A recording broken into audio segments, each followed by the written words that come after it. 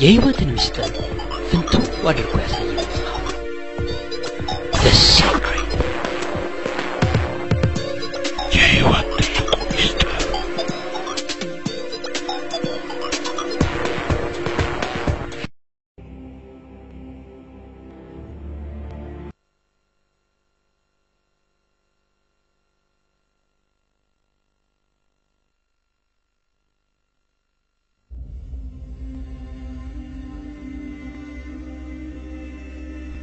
ከዓመት በፊት ህይወቴ ሁሉ ተበላሸ። ራሴን እስከምጥል ድረስ ችግር በዝቶብኝ ነበር። አባቴ ድንገት ሞተ። ዳሬም ተናጋ። ምንም መፍትሄ ይኖራል ብዬ ባላሰብኩበት ጊዜ ግን ችግሬ ትልቅ ስጦታን አመጣልኝ።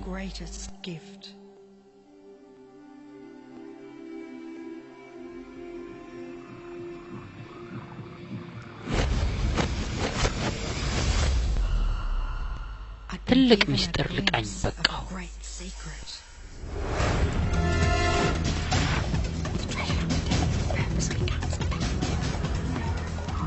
ታሪክን ወደ ኋላ ሄጄ ስለ ምስጢሩ ለማወቅ መመርመር ጀመርኩ።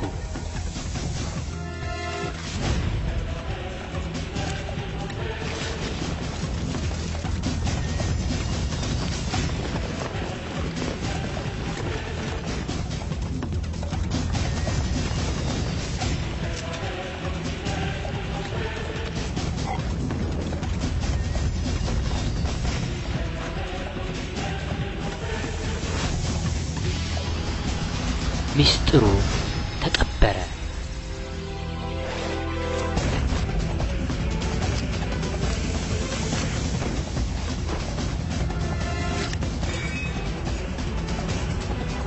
ምስጢሩ አስፈላጊ ሆኖ ተገኘ።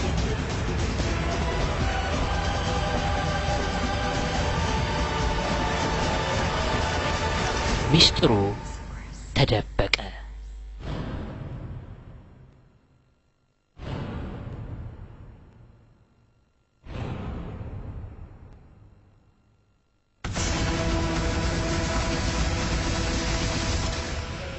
የማይታመን ነው።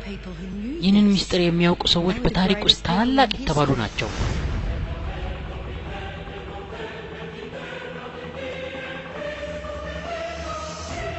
ለምን ብዙ ሰው ይህንን አላወቀም? ማድረግ የምፈልገው ይህንን ምስጢር ለዓለም ማሳወቅ ነው። ስራዬንም አሁን በህይወት ያሉ ይህንን ምስጢር የሚያውቁ ሰዎችን በመፈለግ ጀመሩ።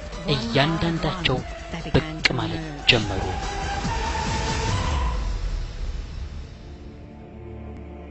ይህንን ምስጢር አወቃችሁ ማለት ሁሉን ነገር ይሰጣችኋል።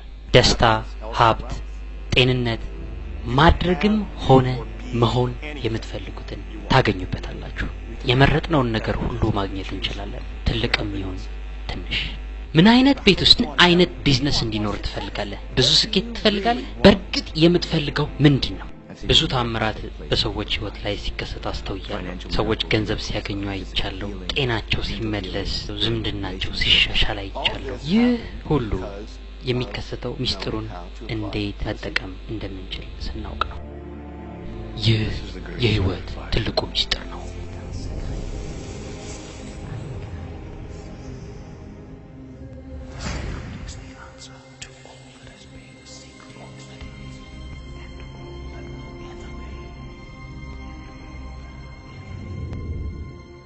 ምናልባት ቁጭ ብላችሁ ምስጢሩ ምን ይሆን ብላችሁ እያሰላሰላችሁ ሊሆን ይችላል። እኔ እንዴት እንደተረዳሁት ልንገራችሁ።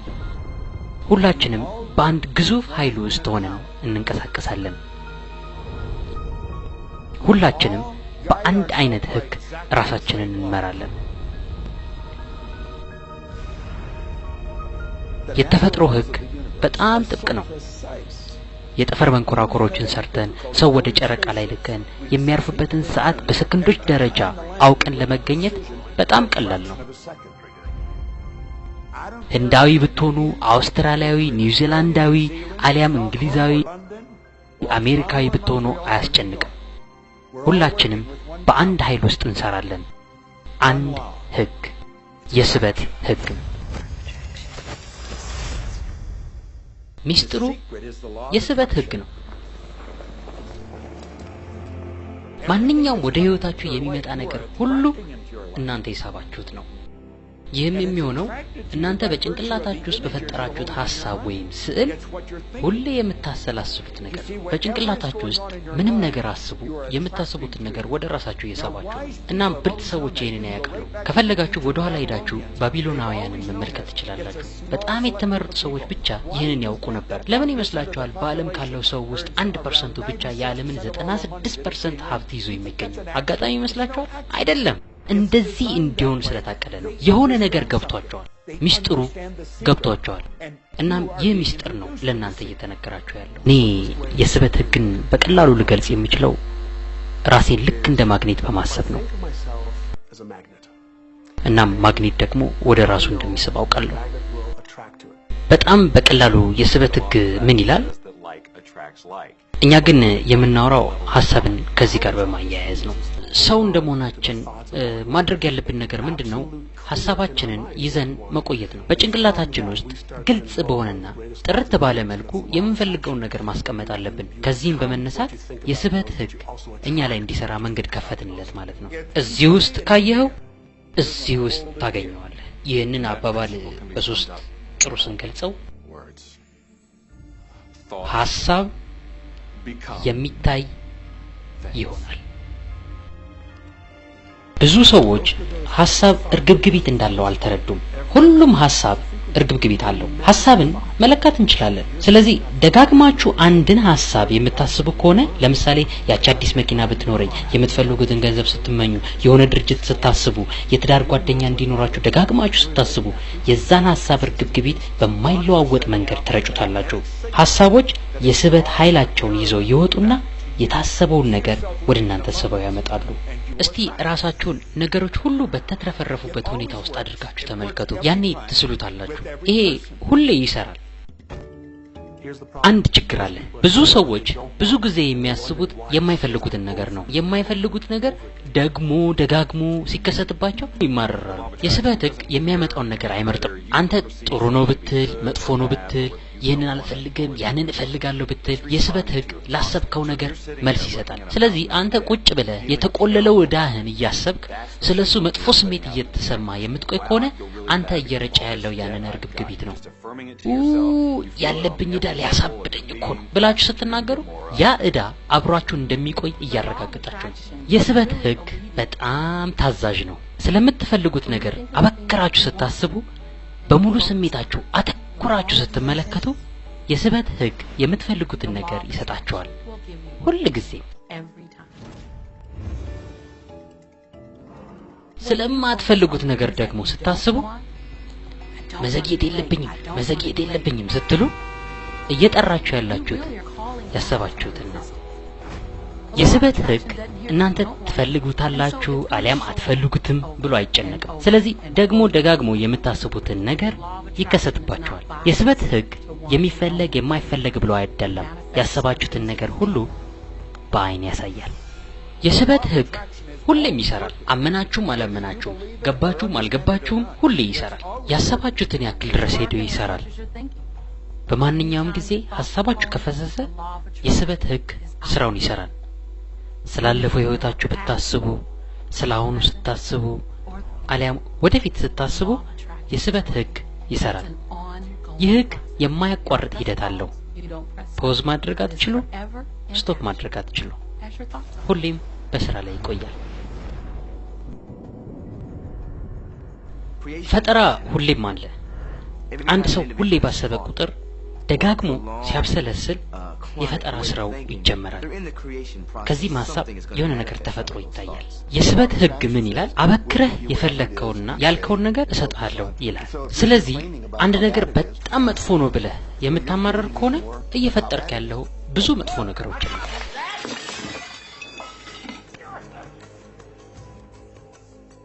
ሮበርት የሚባል ተማሪ ነበር። ሮበርት ጌይ ነው። እናም በኢንተርኔት እናም ከኔ ጋር ኢሜል ይጻጻፍ ነበር። በጣም አሳዛኝ የሆነ የህይወት ክፍሉ ይጽፍልኝ ነበር። ስራ ቦታው ላይ ሁሉም ሰው ይቀልድበት ነበር። በዚህም የተነሳ በተደጋጋሚ ይጨነቅ ነበር። በመንገድ ላይ ሲሄድ ጌዎችን በሚጠሉ ሰዎች እመታለሁ ብሎ ይጨነቃል።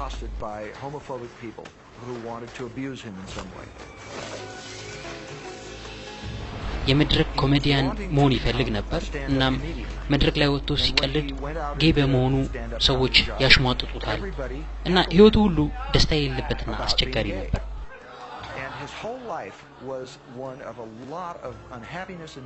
ይህም የተፈጠረበት ምክንያት ጌይ መሆኑ ላይ በጣም ተጨንቆ ስለሚያስብ ነው። እናም የማይፈልገው ነገር ላይ ብቻ ትኩረት እንደሰጠና እሱን መተው እንዳለበት ማስተማር ጀመርኩ። የጻፈልኝን ኢሜል እንደገና አስነበብኩት። ይጽፍልኝ የነበረውን የማይፈልጋቸው ነገሮችን ብዛት አሳየው። ስለዚህ የሆነ ነገር ላይ ስሜታዊ ሆነ የምታስብ ከሆነ ያ ነገር እንደውም ፈጥኖ እንዲመጣ ነው እያደረገ ያለው አልኩት። ከዛም ስለሚፈልገው ነገር ማሰብ ጀመረ። በትክክልም መተግበር ጀመረ። ከ6 እስከ 8 ሳምንት በኋላ የተፈጠረው ነገር በጣም ገራሚ ነበር። ምን አለኝ? እሱ ቢሮ የነበሩ እሱን ያስጨንቁት የነበሩ ሰዎች ሁሉ ግማሾቹ ስራ አቆሙ፣ አንዳንዶች ደግሞ ወደ ሌላ ዲፓርትመንት ሁሉ የተመደቡ አሉ፣ ሌሎቹ ደግሞ ከናካቴው እሱን ተውት። ከዛም ስራው መውረድ ጀመረ። መንገድ ላይ ሲሄድ ማንም ሰው መጥተው የማይተናኮለው መሆኑን ማየት ጀመረ። መድረክ ላይ ቆሞ ቀልቡን ሲያቀርብ ሰው ሁሉ ቆሞ ያጨበጭብለት ጀመረ። ማንም ሰው መሳለቁን አቆመ። ህይወቱ ሁሉ ተቀየረ። ምክንያቱም የማይፈልገው ነገር ላይ ማተኮሩን ትቶ የሚፈልገው ነገር ላይ ትኩረት መስጠት ስለጀመረ ነው። ስለዚህ አመለካከታችንና አቋማችን መልካም ከሆነ መልካም ሰዎችን፣ መልካም ሁኔታዎችንና ገጠመኞችን እንስባለን። አመለካከታችን መጥፎ ከሆነ ተናዳጆች ከሆነን መጥፎ ሰዎችን፣ ተናዳጅ ሰዎችን እንዲሁም መጥፎ አጋጣሚዎችን እንስባለን ማለት ነው። ስለዚህ በአጠቃላይ በአእምሮአችን ውስጥ ቀዳሚውን ስፍራ የያዘው ሐሳብ አውቃችሁም ሆነ ሳታውቁ ወደ ራሳችሁ ተሰባላችሁ ማለት ነው። ይሄው ነው መልእክቱ። በደንብ ከተመለከታችሁት ወደ ሚስጥሩ ስንመጣና የአእምሮአችንን ኃይል ስንመለከት ሁሉም ነገር አፍንጫችን ስር ነው። ማድረግ ያለብን አይናችንን ከፍተን መመልከት ብቻ ነው።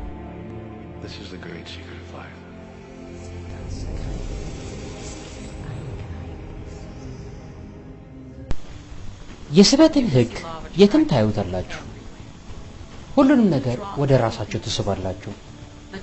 ሰዎችን፣ ስራን፣ ሁኔታን፣ ጤንነትን፣ ሀብትን፣ እዳን፣ ደስታን፣ የምትነዳውን መኪና፣ የምትኖርበትን ማህበረሰብ ሁሉንም ልክ እንደ ማግኔት ወደ ራስ ትስባለህ። ያሰብከውን ነገር ታገኘዋለህ።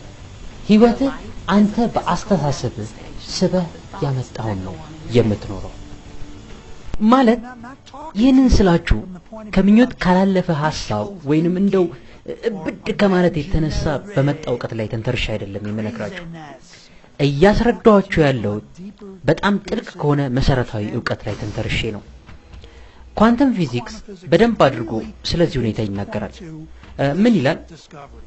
ህዋ የሚኖረው ጭንቅላት እስከገባበት ድረስ ነው። ጭንቅላት ነው እኛ ልንረዳ የምንችለው ነገር አስተካክሎ የሚያስቀምጠው። አሁን የተነገረው ነገር ካልገባችሁ መተው አለባችሁ ማለት አይደለም። ምናልባት ኤሌክትሪሲቲን ላትረዱ ትችላላችሁ። በመጀመሪያ እንደው ማንንም ሰው ኤሌክትሪሲቲ ምን እንደሆነ አያውቅም ነበር። ነገር ግን በሱ ብዙ ነገር ተጠቀማላችሁ። እንዴት እንደሚሰራ ታውቃላችሁ? እኔ አላውቅም። ነገር ግን ይህንን አውቃለሁ።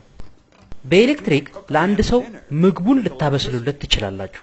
ከፈለጋችሁ ደግሞ ሰውየውን ራሱ መጥበስ ትችላላችሁ። ብዙ ጊዜ ሰዎች ስለሚስጥሩ ይገባቸዋል። በዚህም የተነሳ ውስጣቸው ያለውን መጥፎ አመለካከት መፍራት ይጀምራሉ። ስለዚህ ሊረዱት የሚገባ ሁለት ነገሮች አሉ። አንደኛው በሳይንስ እንደተረጋገጠው ጥሩና መልካም ሐሳቦች 100 እጥፍ ከመጥፎ ሐሳቦች ይበልጣሉ። ስለዚህ ፍርሃታችንን እዚህ ጋር ይቀንስልናል። ሁለተኛው ደግሞ ፈጣሪ ይመስገን ሐሳባችን ለመከሰት ጊዜ ይሰጣል። የምታስቧቸው ሐሳቦች ሁሉ በአንዴ እውነት አይሆኑም። ቢከሰቱ ኖሮ ትልቅ ችግር ውስጥ እንሆን ነበር። ይህ የጊዜ ቆይታ መኖሩ በጣም ጠቅሞናል። ነገሮችን እንደገና እንድታስቧቸው እድል ይሰጣል። ከፈለጋችሁ ደግሞ ሌላ እንድትመርጡ ጊዜ ይሰጣል። ስለዚህ የምታስቡትን ነገር ማወቅ አለባችሁ። ሐሳባችሁን በጥንቃቄ መምረጥ አለባችሁ። በዚህም ደስታን ታገኛላችሁ። ምክንያቱም እናንተ ማለት የራሳችሁ ህይወት ብቸኛው ደራሲ ናችሁ። ምክንያቱም የህይወታችሁን ሐውልት ልትቀርጹ የምትችሉት እናንተ ብቻ ናችሁ። ይህንን የምታደርጉት በአእምሯችሁ ነው። በጥንት ጊዜ የነበሩ ይህንን ሚስጥር የሚያውቁ ታላላቅ ሰዎች ሚስጥሩን ለማንም ሳይናገሩ ለራሳቸው ብቻ ይዘው ቆይተው ነበር። ስለዚህም ሰዎች ሚስጥሩን ሳያውቁ ሊኖሩ በቁ። ወደ ስራ ይሄዳሉ፣ ስራቸውን ይሰራሉ፣ ከዛም ወደ ቤት ይመለሳሉ። በዚህም የተነሳ አናሳዎች ሆነው ኖረዋል። ኃይሉንም ሳያገኙ ቆይተዋል። ምክንያቱም ሚስጥሩ በጥቂቶች እጅ ብቻ ነው። እኛ የምንኖረው ህግ ባለበት ዓለም ውስጥ ነው። ልክ አሁን የመሬት ስበት ህግ እንዳለው ማለት ነው። ከፎቅ ላይ ብትወድቁ እናንተ ጥሩ ሰው ብትሆኑ መጥፎ ሰው ብትሆኑ መፈጥፈጣችሁ አይቀርም። ማንኛውም በእናንተ ዙሪያ ያለ ነገር ሁሉ የምታማሩትንም ጨምሮ እናንተ የሳባችሁት ነገር ነው። አሁን እዚህ ጋር ይህንን ሐሳብ ስጀምረው መጀመሪያ ላይ መስማት የማትፈልጉት ነገር ሊመስላችሁ ይችላል። ፈጥናችሁ እኔ ይህንን የመኪና አደጋው አልሳብኩም፣ እንደዚህ አይነት ደንበኛ እንዲኖረኝ አልሳብኩም፣ ይህንን የሚያህል ዕዳ አልሳብኩም፣ የምታማሩትን ነገር ሁሉ አልሳብኩም ልትሉ ትችላላችሁ። እኔ ደግሞ ፊታችሁ ሆኜ አዎ እናንተ ናችሁ የሳባችሁት ልላችሁ ነው። ይህ ነው እንግዲህ ልንረዳው ያልቻልነው ሐሳብ። ነገር ግን አንዴ ተረድታችሁ ከተቀበላችሁት ህይወታችሁን ሙሉ ይቀይረዋል። ይህ እስካሁን ከምናወራው ውስጥ በጣም ትልቁ ሚስጥር ነው። ብዙዎቻችን ዝም ብለን ነው ነገሮችን ወደ ራሳችን የምንስበው። ሐሳቦቻችን ስሜቶቻችን አውቶ ፓይለት ላይ ነው ያሉት። በዚህም የተነሳ ነገሮች ዝም ብለው ይመጣሉ። ምናልባት ይህን ለመስማት የመጀመሪያ ጊዜያችሁ ከሆነ እንዴ ሐሳቤን መቆጣጠር ልጀምር ነው ማለት ነው በጣም ይከብዳል ልትሉ ትችላላችሁ። መጀመሪያ ላይ እንደሱ ይሰማል። ነገር ግን ጨዋታው የሚጀምረው ያለንን ሐሳብ ሁሉ መቆጣጠር አይቻልም። እኛ በቀን ውስጥ ወደ 60,000 ሐሳቦችን እንደምናስብ ተመራማሪዎች ይነግሩናል። እስቲ አስቡት፣ ይህንን ሁሉ መቆጣጠር አድካሚ አይመስላችሁ? እንደ ድል ሆኖ ግን ሌላ ቀላል መንገድ አለ። ይህም ስሜቶቻችን ናቸው። ስሜቶቻችን እኛ ምን እንደምናስብ ሊጠቁሙን ይችላሉ። ስለዚህ ሐሳቦቻችን ስሜቶቻችንን ይፈጥራሉ ማለት ነው። ስሜቶቻችን ትልቅ ስጦታዎቻችን ናቸው። ምክንያቱም ወደ ራሳችን ምን እየሳብን እንደሆነ ያሳውቁናል። እስቲ ስለ ስሜቶቻችሁ አስቡ። ጥሩ ስሜትና መጥፎ ስሜት አላችሁ። አንዱ ጥሩ ነገር እንዲሰማችሁ ሲያደርግ፣ ሌላው ደግሞ መጥፎ ነገር እንዲሰማችሁ ያደርጋል። መጥፎ ስሜቶች ማለት መጨነቅ፣ ራስን መውቀስ፣ መናደድ፣ እነኚህ ሁሉ ስሜቶች መጥፎ ሁኔታ ውስጥ እንዳላችሁ ነው የሚያሳየው።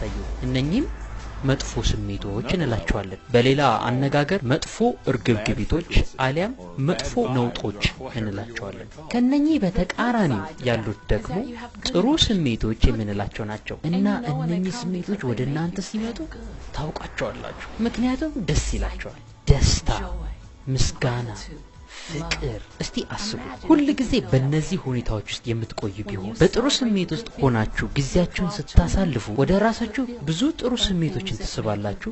ስለዚህ ይህ በጣም ቀላል ነው። መልሱ በእጃችሁ ነው ያለው። ምንድነው እየተሰማኝ ያለው? በጣም ጥሩ ስሜት ከሆነ ጥሩ፣ ይህን ስሜት አቆየው። የኛ ስሜቶች ለምናደርገው ነገር መልስ ሰጪዎች ናቸው። ትክክለኛ መንገድ ላይ እንሁን አንሁን የሚጠቁሙን ናቸው። ጥሩ ስሜት እየተሰማ ከሆነ ያንተን የወደፊት ህይወት በትክክለኛው መስመር ላይ እንዲጓዝ በፍላጎት እያስቀመጥከው ነው።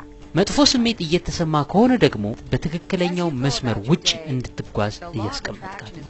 ከቤታችሁ ወጥታችሁ ስትሄዱ የስበት ህግ በእያንዳንዷ ሰከንድ ውስጥ ይሰራል። ምንም ይሁን የሚሰማን ስሜት የወደፊት ህይወታችንን ይፈጥራል። በጣም ከተጨነቃችሁ፣ በጣም ከፈራችሁ፣ ይህም የፈራችሁትን ነገር አብዝቶ ወደ እናንተ ያመጣል።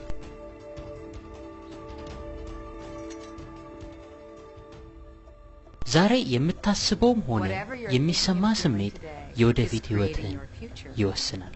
እናም እናንተ የምታገኙት በትክክል የተሰማችሁ ስሜት ነው። ከምታስቡት የበለጠ የሚሰማችሁ ስሜት ነው የሚከሰተው። ለዛ ነው ሰዎች ከአልጋ ላይ ሲነሱ ስሜቶቻቸው ጨፍግጎ ደብሯቸው ይነሳሉ። ከዛም ቀኑን ሙሉ ደብሯቸው ይውላሉ። ጠዋት ሲነሱ የፈጠሩት ትንሽዬ መጥፎ ስሜት የቀኑን ሁኔታና ህይወታቸውን ምን ያህል ተጽዕኖ እንደሚያሳድርበት የሚያውቁት ነገር የለም። ጠዋት ስትነሱ ጥሩ ቀን ይኖረኛል ብላችሁ በደስታ ብትነሱ እንዲሁም ያንን ደስ የሚል ስሜት ይዛችሁ ከተነሳችሁ ስሜታችሁን ካልቀየራችሁት በስተቀር በቀኑ አሊያም በህይወታችሁ ውሎ ውስጥ ጥሩ ነገሮችን ጥሩ ሁኔታዎችን ገጠመኞችን እንዲሁም ያንን ጥሩ ስሜት ሊያቆይላችሁ የሚችሉ ጥሩ ሰዎችን ታገኛላችሁ። አሁን ተነስታችሁ ራሱ ጤናማ እንደሆናችሁ እንዲሰማችሁ ልታደርጉ ትችላላችሁ። ሀብታም እንደሆናችሁ አድርጋችሁ እንዲሰማችሁ ልታደርጉ ትችላላችሁ። በዙሪያችሁ ፍቅር እንዳለ አድርጋችሁ ልታስቡ ትችላላችሁ ባይኖርም እንኳን። እና ምን እንደሚፈጠር ታውቃላችሁ? እናንተ ከምትዘምሩት ቅላጼ ጋር የስበት ህግ መንቀሳቀስ ይጀምራል። ከዛም ባይናችሁ ያሳያችኋል። ምክንያቱም ይህ ስሜታችሁ ስለሆነ Your thoughts and your feelings create your life. It'll always be that way. Guaranteed. ስለዚህ በሐሳባችሁና በስሜታችሁ ትኩረት የሰጣችሁበት ነገር ነው ወደ እናንተ ህይወት ሊመጣ የሚችለው። እናንተ ፈልጋችሁትም አልፈልጋችሁትም ይመጣል ማለት ነው። ለመቀበል በጣም ይከብዳል። ነገር ግን ይህንን ለመቀበል ራሳችንን በከፈትን ጊዜ ውጤቱ በጣም ገራሚና አስደሳች ነው የሚሆነው። እና ይህ ማለት ሐሳባችሁ ምንም አይነት የህይወት ገጠመኝ ያምጣባችሁ አሁን በተነገራችሁ ዘዴ አካይዳችሁን በመቀየር ያንን ገጠመኝ መለወጥ ትችላላችሁ። ጥሩ ስሜት እንዲሰማችሁ ማድረግ በጣም አስፈላጊ ነገር ነው። ምክንያቱም ይህ ጥሩ ስሜት ከናንተ ልክ እንደ ምልክት ሆኖ ይወጣና ብዙ እሱን የሚመስል ነገር ወደ እናንተ መሳብ ይጀምራል። ስለዚህ በጣም ጥሩ ስሜት በተሰማችሁ ቁጥር የበለጠ ጥሩ ስሜት እንዲሰማችሁ የሚያደርጉ ብዙ ነገሮችን ትስባላችሁ። መጥፎ ስሜት ሲሰማችሁ ደግሞ በዚች በመታከል ቅጽበት መለወጥ እንደምትችሉ ታውቃላችሁ። አንድ ጥሩ የምትሉት ሙዚቃ ክፈቱ፣ አብራችሁ መስፈን ጀምሩ። ስሜታችሁን ይቀይራል። ወይንም የሚያምር ነገር እስቲ አስቡ። እዚህ ትንሽዬ ልጅ አስቡ፣ የምትወዱትን ቢሆን ይሻላል። ስለሱ ደጋግማችሁ አስቡ። በሐሳባችሁ ውስጥ ብዙ አቆዩት። አረጋግጥላችኋለሁ ጥሩ ስሜት ይሰማችኋል። የአሁኑን አካሄድ እቤታችሁ ባሉ እንስሳቶች ላይ ማድረግ ትችላላችሁ። እኔ እንደማምነው የቤት እንስሳት በተለየ ስሜት ውስጥ እንድትሆኑ ያደርጓቸዋል። ለድመታችሁ ጥሩ ፍቅር ሲሰማችሁ ያ በጣም ትልቅ ስሜት ነው፣ በጣም ደስ የሚል ስሜት ነው። ይህም ጥሩ ነገሮችን ወደ ህይወታችሁ ያመጣል። ምን አይነት ደስ የሚል ስጦታ! ይህን ነገር መረዳት አንዴ ከጀመራችሁና ሐሳባችሁንና ስሜታችሁን መቆጣጠር ከጀመራችሁ ያኔ ነው የእናንተን ዓለም መፍጠር እንደምትችሉ የምትገነዘቡት። ያኔ ነው ነፃነታችሁ የሚታወጀው። ያኔ ነው ሆን ብላችሁ የራሳችሁን ኑሮ መፍጠር እንደምትችሉ። ሆን ብሎ የራሱን ኑሮ መፍጠር የሚችል ሰው ስትሆኑና ይህንን የስበት ህግ መጠቀም ስትጀምሩ የምትጠብቁት በላይ ጥሩ ህይወት ይኖራችኋል። እኔ ይህንን ሚስጥር ከተማርኩትና መጠቀም ከጀመርኩ ጊዜ ጀምሮ ህይወቴ በጣም ተአምር የተሞላበት ነው። እኔ የምኖረው $4 ሚሊዮን ባወጣ ቤት ውስጥ ነው። በጣም የሚወዳት ሚስት አለች። በዓለም ላይ በጣም ጥሩ የተባሉ ቦታዎችን እንዳለ ጎብኝቻለሁ። ተራራ ወጥቻለሁ፣ ጎብኝቻለሁ። እናም እነኚህ ሁሉ የተፈጠሩት እንዴት ሚስጥሩን መተግበር እንዳለብኝ ስላወቅኩ ነው። ህይወት በጣም አስደሳች መሆን ትችላለች፣ መሆንም አለባት፣ ወደፊትም ትሆናለች። ይህንን ሚስጥር መጠቀም ስትጀምሩ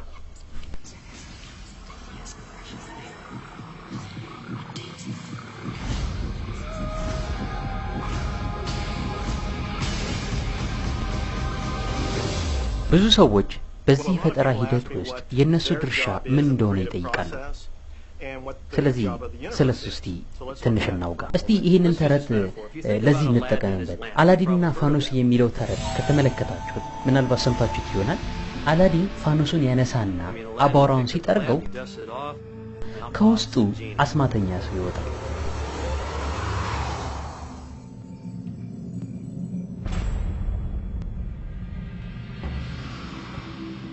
ይህ አስማተኛ አንድ ነገር ብቻ ይላል፣ ያንተ ፍላጎት ለኔ ትእዛዝ ነው። አሁን የምናውቀውኛ 3 ምኞቶችን ብቻ እንደሚያደርግልን ነው። ይህንን ታሪክ ግን ወደ ኋላ ሄዳችሁ ብትመረምሩት የምትናገሩት የምኞት ብዛት ገደብ የለውም። እስቲ ስለዚህ አስቡ። እሺ አሁን ይህንን ተረት ወስደን በእናንተ ላይ እንተግብረው። አስታውሱ፣ አላዲን ብቻ ነው የሚፈልገውን ሁሌ የሚጠይቀው። ከዛም በኋላ ትልቁ አስማተኛ ሰው ደግሞ አለ። በተለያየ ባህል ውስጥ የተለያየ ስም ተሰጥቶታል እና እኛም የፈለግነውን ስም ልንሰጠው እንችላለን። እና ማንኛውም ባህል ከኛ በላይ አንድ ኃይል እንዳለ ይነግረናል። እና ይህ አስማተኛ አንድ ነገር ብቻ ይላል።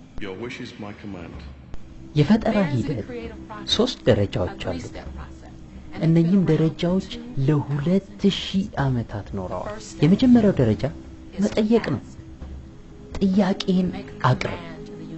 ያ ትልቅ ኃይል ጥያቄን እንዲያውቅ አድርገው። ያ ትልቅ ኃይልም ለሐሳብ መልስ ይሰጣል።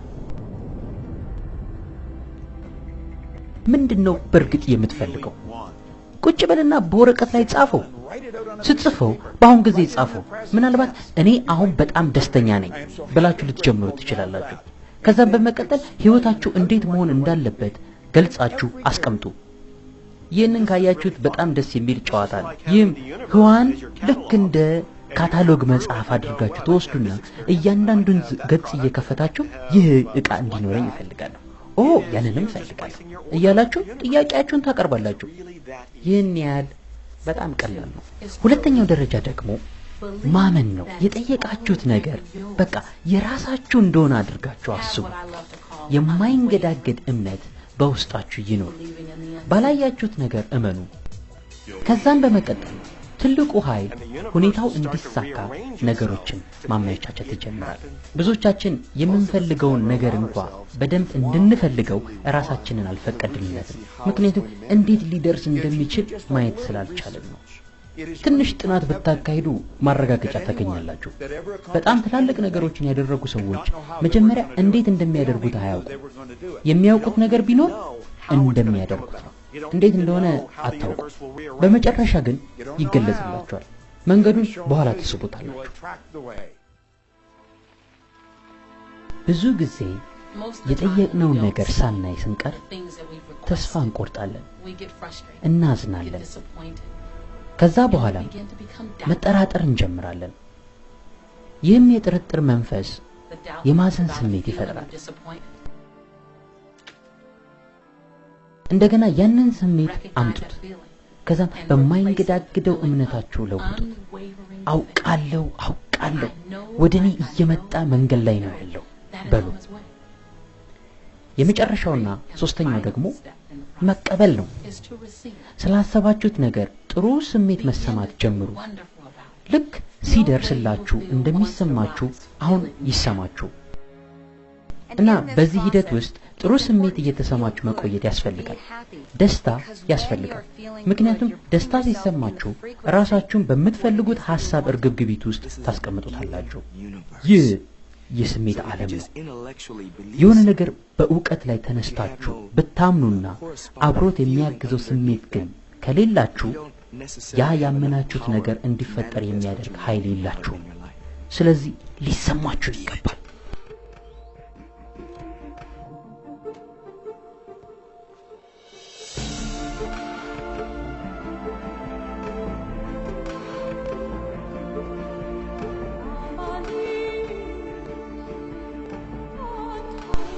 ያንን ምኞት ወደ እውነታ ስትለውጡ ከዚህ በመቀጠል ትልቅና ጥሩ ህልሞችን ለመፍጠር ዝግጁ ትሆናላችሁ ጓደኞቼ። ይህም ሁኔታ የፈጠራ ስራ እንለዋለን። ስለዚህ የስበት ህግን መማርና መተግበር ስታስቡ የስበት ህግ እንዲተገበር ሊያደርጉ የሚችሉ ስሜቶች እንዴት መፍጠር እንደምትችሉ ማወቅ አለባችሁ። ስለዚህ መኪናም ከሆነ ሂዱና ነድታችሁ ሞክሩት። በገበያ ውስጥ ተመላለሱ። ብቻ አሁን የማግኘትን ስሜት ሊፈጥር የሚችል የፈለጋችሁትን ድርጊት ፈጽሙ። ሁሌም አስታውሷቸው። ምንም ነገር እሱን ለመሳብ ስታደርጉ በርግጥም ትስቡታላችሁ። ምናልባትም ከእንቅልፋችሁ ነቅታችሁ ብድግ ስትሉ ከፊታችሁ ሆኖ ልታገኙ ትችላላችሁ። ታዲያ ቆም ብላችሁ ይህንን ማድረግ አለብኝ ግን ደግሞ ይሄ ደግሞ ያስጠላኛል ብትሉ አይሆንም፣ አይሰራም። አንዳንድ ጊዜ ድርጊት በጣም አስፈላጊ ነው። ልክ ትልቁ ኃይል እንደሚፈልገው መንቀሳቀስ ስትችሉ በጣም ያስደስታል።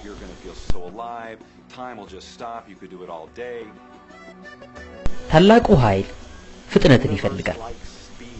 አትዘገዩ፣ ሁለተኛ ግምት አትስጡ፣ አትጠራጠሩ። እድሉ ሲኖር፣ ምቱ ሲኖር፣ የፍላጎቱ ስሜት ውስጥ ሲኖር ወዲያው እርምጃ ወሰዱ። ያ የእናንተ ስራ ነው። ይህንን ብቻ ነው ማድረግ ያለባችሁ። ከዛም የምትፈልጉትን ሁሉ ወደ ራሳችሁ ትስባላችሁ። ገንዘብ ከሆነ የምትፈልጉት ትስቡታላችሁ። ሰዎች ኮኔ የምትፈልጉት ትስቡታላችሁ። የሆነ መጽሐፍ ኮኔ የምትፈልጉት ትስቡታላችሁ። ወደምታስቡት ነገር ሐሳባችሁን መስጠት አለባችሁ። ምክንያቱም የምትፈልጉትን ነገር ምስል በአእምሮአችሁ ውስጥ ስትይዙ ወደዛ ወደሚወስዱ መንገዶች ትሳባላችሁ። እነሱም ወደ እናንተ ይሳባሉ፣ ይመጣሉ። ይህንም የሚሆነው ህጉን በመንተራስ ነው። ከምንም መጀመር ትችላላችሁ። ከዛ ምንም ነገር ደግሞ ተነስታችሁ መንገድ ወዳለው ትመጣላችሁ። እስቲ ይህንን አስቡ። መኪና ሁለት መብራቷን አብርታ በጨለማው ስትሄድ ያ መብራት የሚበራው 100 ጫማ ርቀት ድረስ ነው። እናም ከካሊፎርኒያ ተነስታችሁ እስከ ኒውዮርክ ድረስ በጨለማ ውስጥ እየነዳችሁ ትደርሳላችሁ። ምክንያቱም ያ 100 ጫማ ርቀት የሚያሳየው መብራት ስላለ ነው። ህይወትም ልክ እንደዚሁ ነው የምትሆነው። የህይወታችን የሚቀጥሉት 100 ጫማው ርቀት አምነን ከተጓዝን ህይወት ልክ እንደ መኪናው ከዳር ታደርሰናለች። ሌላው ሰዎች የሚያብሰለስሉት ነገር የስበት ህግ ምን ያህል ጊዜ ይፈጅበታል ብለው ነው። ያሰብኩትን መኪና እስካገኝ፣ ዝምድናዬ እስኪሻሻል፣ ያሰብኩትን ገንዘብና ብቻ ማንኛውም የምታስቡት ነገር ለመድረስ ምን ያህል ጊዜ ይፈጅበታል ብላችሁ ታስባላችሁ? እንግዲህ እኔ 30 ደቂቃ ይፈጃል፣ 3 ቀን ይፈጃል፣ አሊያም 30 ቀን ይፈጃል ብሎ የሚናገር የህግ መጽሐፍ የለኝም። ይልቅ ይህ የሚወሰነው የእናንተ ስሜትና የትልቁ ኃይል ሂደት አንድ ላይ መቆራኘቱ ላይ ነው። ለትልቁ ኃይል መጠለሱ ምንም አይደለም። የፈለገውን ነገር ማምጣት ይችላል። ታላቁ ኃይል ምንም ጉልበት ሳያወጣ ነው ነገሮችን ሁሉ የሚያደርጋቸው። ሳር ለማድረግ አይጨናነቅም፣ ጉልበትም አይፈልግም። እዚህ ጋር የሚፈጸመው ነገር ነው ሁሉንም የሚወስነው። እኛ የተናገርነው ነገር ነው የሚከሰተው። ይህ ትልቅ ነው፣ ጊዜ ይፈጃል። ይህ ደግሞ ትንሽ ነው፣ ስለዚህ በአንድ ሰዓት ውስጥ ይምጣ ማለት አትችሉም። ጥቂት ሰዎች ትናንሽ ነገሮችን ሲያስቡ ይቀላቸዋል እና እኛም ምን እንላለን? እስቲ በቀላል ነገር ጀምሩ እንላለን። ለምሳሌ ቡና መጠጣት ላይ ሐሳባችሁን አተኩሩ። በጣም ለብዙ ጊዜ ከተለያያችሁት ጓደኛችሁ ጋር ስታወሩ እስቲ አስቡ። ብቻ ሳታውቁት አንድ ሰው ስለዛ ሰው ሊነግራችሁ ይችላል፣ አሊያም ያ የምታስቡት ሰው ሊደውልላችሁ። ሰዎች እኔ እንዴት ለመኪናዬ ፓርኪንግ ቦታ እንደማገኝ ይገርማቸዋል። እና ይህንን ማድረግ የጀመርኩት ልክ ሚስጥሩ እንደገባኝ ነበር። የምፈልጋትን ፓርኪንግ ቦታ ባዶ ሆና በአይምሮዬ እሰላታለሁ። 95% ያክል ክፍት ሆና አገኛታለሁ። 5% ደግሞ ምናልባት ለአንድ ለሁለት ደቂቃ አጠብቃለሁ። ከዛም ቦታው ይለቀቅና እኔ እገባለሁ እና ይሄንን ሁሉ ያደርጋለሁ።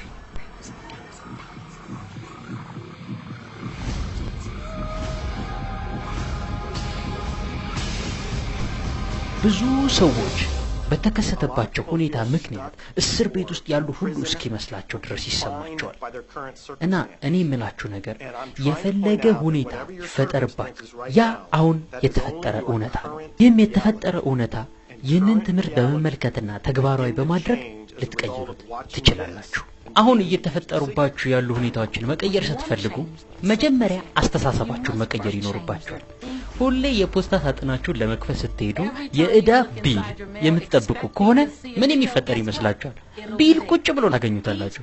እያንዳንዱን ቀን ላይ ቢል ይመጣብኛል እያላችሁ ባሰባችሁ ቁጥር ምንም ሌላ ነገር አይመጣም፣ ቢል ብቻ ነው ብላችሁ ስታስቡ እዳን ነው እየሰባችሁ ያለው። ከዛም ጤነኛ አስተሳሰብ እንዳላችሁ ይሰማችኋል እና ሁሌም እዳ እንደሚመጣ ባሰባችሁ ታረጋግጣላችሁ።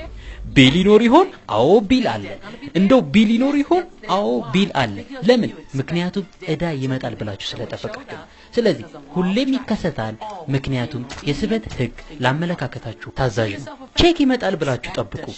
ብዙ ሰዎች አሁን ያሉበትን ሁኔታ ይመለከቱና እኔ ማለት እንደዚህ ነኝ ብለው ይደመድማሉ። ያ ማለት እናንተ ናችሁ ማለት አይደለም። ያ እናንተ የነበራችሁት ነው። ለምሳሌ በቂ ገንዘብ በባንክ ሂሳባችሁ ውስጥ የለም እንበል፣ ወይም ደግሞ ጥሩ የፍቅረኛሞች ግንኙነት የላችሁም እንበል፣ አሊያም ደግሞ ጤንነታችሁ በጣም አሳሳቢ ደረጃ ላይ ነው እንበል። ይህ ማለት እናንተ ናችሁ ማለት አይደለም። ይህ ይዛችሁ እስከ ህይወት ፍጻሜያችሁ ትቆያላችሁ ማለት አይደለም። ይህ ሊሆንባችሁ የቻለው ከዚህ በፊት በምታስቡት አስተሳሰብና ድርጊቶች ምክንያት ነው። ህይወታችሁ ይህንን ሁኔታ ልትኖር ተወስኖባታል ብላችሁ የምታስቡ ከሆነ ራሳችሁን እየረገማችሁ ነው። ስለዚህ ህይወታችሁን ለመለወጥ አሁን ምን ማድረግ አለባችሁ? 2 ወይም 3 ነገሮች እነግራችኋለሁ። በጣም የምትደሰቱበትና የምትኮሩበትን ነገር መጻፍ ጀምሩ። ምክንያቱም ኃይላችሁን ይቀይረዋል። ይህ የኃይል መቀየር ደግሞ አስተሳሰባችሁንም ይቀይረዋል። ምክንያቱም ይህንን ከማድረጋችሁ በፊት ምናልባት ስለሌላችሁ ነገር ስታስቡ ኖራችሁ ሊሆን ይችላል፣ ስለምታማሩት ነገር ስታስቡ ኖራችሁ ሊሆን ይችላል። ይህንን ድርጊት መፈጸም ስትጀምሩ ግን በተለየ አቅጣጫ መሄድ ትጀምራላችሁ። ብዙ ጊዜ ነገሮች ወደ ህይወታችሁ እንዲመጡ ከፈለጋችሁ ምስጋና ክለኛ ምርጫ። ሚስት ባሏ ትንሽ ስጦታ አምጥቶላት ስታመሰግነው ምን ማድረግ ነው የሚፈልገው? ተጨማሪ ስጦታዎችን መስጠት ነው የሚፈልገው። የምታመሰግኑ ከሆነ ተጨማሪ ነገሮች ወደ እናንተ እንዲመጡ ነው የምታደርጉት። የምታስቡት እና የምታመሰግኑትን ነገር ወደ ራሳችሁ እንዲመጣ ታደርጉታላችሁ። ይህ ስሜት ነው ሊኖራችሁ የሚገባ። ሁሌ ጧት ጧት እግሬ መሬት ሲረግጥ ተመስገን እላለሁ። ከዛም ጥርሴን ለመቦረሽና ጧት ላይ የሚደረጉ ነገሮችን ሳደርግ በጣም የምኮራባቸውና የሚያስደስቱኝን ነገሮችን ማሰብ ጀምራለሁ። ታዲያ ብዙ እንደዚህ የምስጋና ስሜት እየተሰማችሁ አሁን ባላችሁ ነገር ምስጋናን የምታቀርቡ ከሆነ ብዙ ጥሩ ነገሮችን መሳብ ትጀምራላችሁ። ነገር ግን እኔ የምፈልጋት መኪና የለኝም፣ የምፈልጋት ቤት የለኝም፣ የምፈልገው ጤንነት የለኝም የምትሉ ከሆነ አሁን ተመለሱ። እነኚህ ሁሉ እናንተ የማትፈልጓቸው ናቸው። ትኩረታችሁን አሁን በእጃችሁ ላይ ያሉና የሚያስደስቷችሁ ነገሮች ላይ አተኩሩ። ምናልባት ይህንን የሚመለከት አይን ሊኖራችሁ ይችላል። ምናልባት ያላችሁን ልብስ አስቡ። እዚህ ጋር ምናልባት አሁን ካላችሁ የተሻለ ልትፈልጉ ትችላላችሁ። ይህ በቅርብ ይመጣል። ነገር ግን መጀመሪያ ባላችሁ ነገር ልትኮሩ ይገባል። እና በእኔ ቤተሰብ ውስጥም የሆነ ነገር ተከስቶ ነበር። ይህችን ድንጋይ አገኘሁ። ምናልባት ይህችን ድንጋይ በኪሴ ይዤ አይታችሁኝ ይሆናል። እና በኪሴ ውስጥ ሁሌ ይይዛታለሁ። እና ለራሴ ይህንን ድንጋይ ኪሴ በገባኝ ቁጥር ከነካሁት ስለምኮራበት ነገር ማሰብ አለብኝ ብዬ ቃል ገባሁ። እና ሁሌ ከእንቅልፌ ስነቃ ከቁም ሳጥኔ ላይ አነሳታለሁ። ከዛም ኪሴ ያስቀምጣታለሁ። ከዛም ስለምኮራበት ነገር ሁሉ አስባለሁ። ከዛም ማታ ከኪሴ ውስጥ ያሉ ነገሮችን አወጣና አስቀምጣለሁ። ያው እንደገና ማለሱ። ከዚህ ጋር በጣም የሚገርም ገጠመኝ አለኝ። አንድ ከደቡብ አፍሪካ የመጣ ጓደኛ ነበርኝና አንድ ቀን ይህን ድንጋይ ሲወድቅ አየና ምንድነው ብሎ ጠየቀኝ። እና ምን እንደሆነ በደንብ አስረዳው። ከዛም እሱ ድንጋዩን ምስጋና ማስታወሻ ድንጋይ ብሎ መጥራት ጀመረ። ከሁለት ሳምንት በኋላ ኢሜል ከደቡብ አፍሪካ ደረሰኝ። እና ልጁ በጉበት በሽታ ሊሞትበት እንደሆነ ነገረኝ። ከዛም 3 የምስጋና ማስታወሻ ድንጋዮች እንድልክለት ጠየቀኝ። እኔ ያስኩትን ተራ ድንጋይ ያገኘሁት ከመንገድ ነበር። ከዛም ይሁን ብዬ እሺ አልኩት። እና ድንጋዩን መርጬ ጥሩ የምለውን ላኩለት። So I went out to the stream, looked, picked out the right rocks, and sent them off to him. ከ4-5 ወር በኋላ ከሱ እንደገና ኢሜል ደረሰኝ። ልጄ ድኖልኛል፣ በጣም በጥሩ ሁኔታ ላይ ይገኛል ብሎ ጻፈልኝ። እና አንድ ነገር ላጫውትህ ብሎ ወደ 1000 የሚጠጉ ምስጋና ማስታወሻ ድንጋዮችን ሸጠን የተገኘውንም ገንዘብ ለእርዳታ ለጋሽ ድርጅቶች ሰጥተናል። በጣም አመሰግናለሁ አለኝ። ስለዚህ በምስጋና ሰጪነት ስሜት ውስጥ መሆን አስፈላጊ ነገር ነው። ሌላው ልነግራችሁ የሚችለውና ህይወታችሁን ፍጹም ሊቀይረው የሚችለው ነገር ልገልጸው እንኳን ቃላት ያጥረኛል። እሱም በአእምሮ ውስጥ መሳል ነው።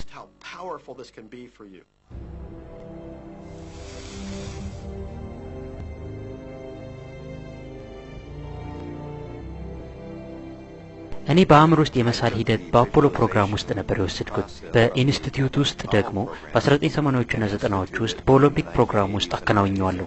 እና ይህንን ስራ በአእምሮ ድርጊቶችን የመሳል ልምምድ ብለን እንጠራው ነበር። በአእምሮ ሁኔታዎችን መሳል ከቻላችሁ ሁኔታው በቁስ መልክ ተቀይሮ ማግኘት ትችላላችሁ። ስለ አእምሮ ስናወራ ደስ የሚለው ነገር አንድ ጊዜ የኦሎምፒክ አትሌቶችን ወሰድንና በጣም ውስብስብ የሆኑና ሰውነታቸው ማንበብ የሚችሉ መሳሪያዎችን እላያቸው ላይ ገጠምንባቸው። ከዛም በጭንቅላታቸው ውስጥ ብቻ ሲሮጡ እንዲያስቡ አደረግናቸው። በጣም የሚገርመው ነገር በሩጫ ጊዜ የሚንቀሳቀሱ ጡንቻዎች ስሜቱን መጋራት ጀመሩ። በአእምሮአቸው ውስጥ ሲሮጡ ልክ ሜዳ ላይ እንደሚሮጡት ነበር ሰውነታቸው መልስ የሰጠው። እንዴት ይህ ሊሆን ይችላል?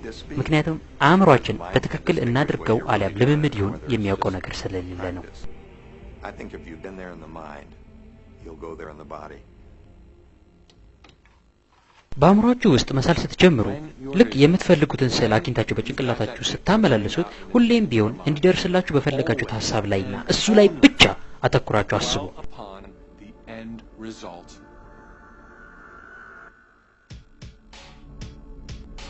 አንድ ምሳሌ ልስጣችሁ።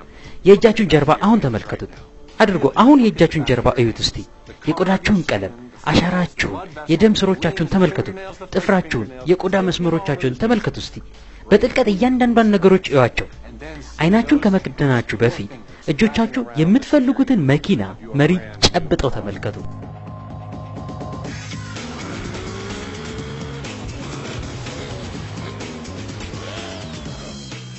በሆሎግራፊክ የምታዩ እስኪመስል ድረስ ይታያቸዋል በዛች ቅጽበት እውነት መስሎ ሁሉ ይሰማቸዋል መኪና እንደማያስፈልጋችሁ ሁሉ ልታስቡ ትችላላችሁ ምክንያቱም ልክ እንዳላችሁ ሆኖ ስለሚሰማችሁ ነው የስበትክ ተፈጻሚ እንዲሆን የሚያደርገው ስሜታችሁ ነው እንጂ የሳላችሁ ስዕል ወይም ሐሳብ አይደለም እና እኔ እንደማስበው ብዙ ሰዎች ያስባሉ አሁን ለምሳሌ እኔ ጥሩ ነገሮችን እያሰብኩ አሊያም በአእምሮ የምፈልገው ነገር የምስል ከሆነ ያ በቂ ነው ለኔ ነገር ግን ማሰባችሁን አላቆማችሁም ነገር ግን ያ የምታስቡት ነገር እንዳላችሁ አድርጋችሁ የማታስቡ ከሆነ የማትደሰቱ ከሆነ ያ የሚሰራ አይመስለኝም እዚህ ጋር ነው እንግዲህ ሚስጥሩ ወደ ተግባር የሚለወጠው በዛ መኪና ውስጥ የእውነት ቁጭ ብላችሁ ስትነዱ ሊሰማችሁ ይገባል ዝም ብላችሁ መመኘት ብቻ አይደለም ወይ ያቺ መኪና ብትኖረኝ አሊያም አንድ ቀን ይሄ መኪና ይኖረኛል ስትሉ በግልጽ ያልተቀመጠ ነገር ግን ወደፊት የሚሆን ነገር ነው እያሰባችሁ ያላችሁ እና በዛ ስሜት ውስጥ ሁሌ የምትቆዩ ከሆነ አሁንም ሁኔታ የሚገለጸው ወደፊት ይሆንባችኋል ደስታ ይሰማችሁ ፈንጥዙ በዛች ቤታችሁ ሆናችሁ ስታደርጉት የእብደት ሊመስላችሁ ይችላል ግን ቢሆንም በደስታ ቦርቁ አድርጉት በቃ ብዙ ሰዎች ተውባክ እንደዛ ማድረግ አለብኝ ይላሉ ነገር ግን ዋናው ጥያቄ መሆን ያለበት ምን ያህል ለለውጥ ዝግጁ ነኝ የሚለው ነው እንግዲህ ይህ ስሜት ይህ በውስጣችሁ የታያችሁ ነገር ታላቁ ኃይል ራሱን እንዲገልጽ ያሰባችሁትን እንዲፈጽም በሩን ይከፍትለታል through which the power of the universe will begin to express what this world is. All I know. የኛ ስራ እንዴት ይሆናል የሚለውን መመለስ አይደለም እንዴት የሚለው የሚገለጥላችሁ ምን በሚለው ጥያቄ ላይ ባላችሁ ትጋትና እምነት ነው እንዴት ይሁን የሚለው ጥያቄ የታላቁ ኃይል ስራ ነው ሁሌም ቢሆን በእናንተና በህልማችሁ መካከል ያለውን አጭሩን ፈጣኑና አቋራጩን መንገድ ያውቃል እንዴት ይሁን የሚለውን ጥያቄ ለዛ ታላቅ ኃይል ከሰጣችሁት በሚመጣው ነገር በጣም ትገረማላችሁ እዚህ ጋር ነው እንግዲህ ታምር መፈጠር የሚጀምረው ታዲያ ይህን ድርጊት ሁሉ ጊዜ መፈጸም ይኖርባችኋል ነገር ግን ይህን ስታደርጉ እንደ ስራ አድርጋችሁ አታስቡት እዚህ ጋር በጣም አስፈላጊውና አስምሬበት የምናገረው ለሚስጥሩ ትልቁ ቁልፍ ጥሩ ስሜት መሰማት ነው በዚህ ሁሉ ሂደት ውስጥ ስታልፉ ፍጹም ደስታ ሊሰማችሁ ይገባል እንደዚህ በሚኖሩ ሰዎችና በሌሎች ሰዎች ያለው ልዩነት እነኚህ ተአምር በተሞላበት ህይወት ውስጥ የሚኖሩ ሰዎች መሆኑን የቀን ተቀን ተግባራቸው አድርገውታል የስበት ህግን መጠቀም በጣም ልምዳቸው አድርገውታል በዚህም የተነሳ የትም ይሄዱ ተአምር ይከሰትላቸዋል ሁሌም መጠቀም እንዳለባቸው ያስታውሳሉ ለአንድ ጊዜ ብቻ ሳይሆን ሁሌም በሄዱበት ሁሉ ይጠቀሙታል ብዙ ጊዜ ሰዎች ይህንን ቪሲዲ ከተመለከቱ በኋላ ለወራት መተግበር ይጀምራሉ እና ታውቃለህ በጣም የሚገርም ነው ይህንማ ተጠቅሜ ህይወቴን እለውጣለሁ ብለው ይሄዳሉ ከዛም በኋላ ይሞክራሉ መልስ የለም ከስር ግን ፈንድቶ ሊወጣ ትንሽ ነው የቀረው ከዛ ላዩን ይመለከቱና ባክ የሚሰራ አይደለም ብለው ይተውታል ያ ታላቅ ኃይል ምን እንደሚል ታውቃላችሁ ያንተ ፍላጎት ለኔ ትእዛዝ ብሎ ወርታች ማውረድ ይጀምራል የስበትን ህግ ያወቁ ጊዜ እስቲ ይሰራል ወይ ብዬ አንድ ነገር መሞከር ፈለኩ እናም በ1995 የራይ ሰሌዳ ሰራው እና በዚህ ሰሌዳ ላይ እኔ ማግኘት የሚፈልገውን ወደ ራሴ መሳብ የሚፈልገውን ነገር ለምሳሌ እንደ ሰዓት መኪና የፍቅር ጓደኛ ልትሆነኝ የምትችልና የመሳሰሉትን እነዚህን ስዕሎች ሰሌዳው ላይ እለጥፍ ነበር እና ሁሉ ጊዜ ቢሮዬ ውስጥ ቁጭ ብዬ ሰሌዳውን እያየው በአእምሮዬ መሳል ጀምራለሁ እና በትክክል ያሰብኳቸው ነገሮች እንዳሉኝ አድርጌ አስባለሁ ከዛም ቤቴን ቀይሬ ሲሄድ ሁሉንም ነገሮችን ጠረስኩና መጋዘን ውስጥ አስቀመጥኳቸው በ5 አመት ውስጥ ብቻ 3 ጊዜ ቤት ለውጬ ነበር በመጨረሻም ካሊፎርኒያ ውስጥ ይህንን ያሁን ቤቴን ገዛውና ተቀመጥኩ ለአመት ያክል ከተቀመጥኩ በኋላ ከድሮ ቤቴ መጋዘን ውስጥ ያስቀመጥኳቸውን እቃዎችን እንዲወጡ አደረኩ አንድ ቀን ጠዋት ወደ 1 ሰዓት ተኩል አካባቢ ልጄ ወደ ቢሮ የመጣና በሩ አካባቢ ተጠርዞ ቁጭ ካለው ካርቶን ላይ ቁጭ ብሎ በእግሩ ይደበድብ ጀመር ከዛም ባካት በጥብጠኝ ስራ ላይ ነኝ አልኩት አባዬ ምንድነው እዚህ ውስጥ ያለው ብሎ ጠየቀኝ የኔ የራይ ሰሌዳዎች ናቸው አልኩት ምንድነው የራይ ሰሌዳ ሲለኝ አላማዎችን የምለጥፍበት ነው አልኩት እና ይህ የ5 አመት ልጄ አልገባውም ነበር ከዛም ካርቶኑን ቀድጄ ባሳየው እንደሚቀል ገብቶኝ ከፍቼ አሳየውት አንዱን የራይ ሰሌዳ ሳወጣው እላዩ ላይ እኔ ያኔ ከ5 አመት በፊት አልሞ የነበረ የቤት ስዕል ተለጥፎ አየሁት። እና በጣም ያስደነገጠኝ ነገር እኛ አሁን እየኖርን ያለነው በዛ ቤት ውስጥ መሆኑ ነው። በትክክል እሱን ባይመስልም ቅርጹን ሳይለቅ ዘመናዊ ተደርጎ የተሰራውን ነበር የገዛሁት። እኔ ግን አላውቅም ነበር። እና ልክ እንደተመለከትኩት ማልቀስ ጀመርኩ። ልጄም ለምን ታለቅሳለህ አባዬ? በመጨረሻ የስበት ህግ እንደሚሰራ ተረዳው። በመጨረሻ በአእምሮ ውስጥ የመሳል ብቃት ኃይለኛ መሆኑን ተረዳው። ሁሉም ያሰብኳቸው ነገሮች ሁሉ የገነባኋቸው ካምፓኒዎች ያሉኝ ስራዎች ይህንን ቤት ጨምሮ ሳስቡ የነበረ ነው አልኩት።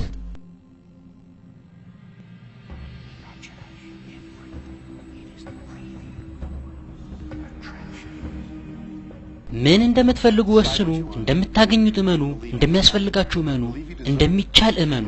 ከዛም ሁሉ ቀን አይናችሁን ከድናችሁ ለብዙ ደቂቃ የምትፈልጉትን ነገር እንዳላችሁ አድርጋችሁ በአእምሮአችሁ ውስጥ ሳሉ። ከዛ ልክ እንዳለ ሰው ይሰማችሁ። ከዛ ስትወጡ ደግሞ ባላችሁ ነገር ደስታ ተሰምቷችሁ ተመስገን በሉና ስሜታችሁን ወደ ሰማይ ላኩ።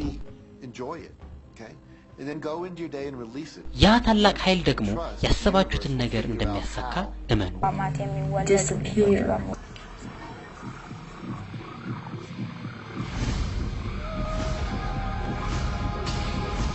ይህ ሚስጥር ለኔ ትልቅ የህይወት ለውጥ ምዕራፍን እንድጀምር አስችሎኛል።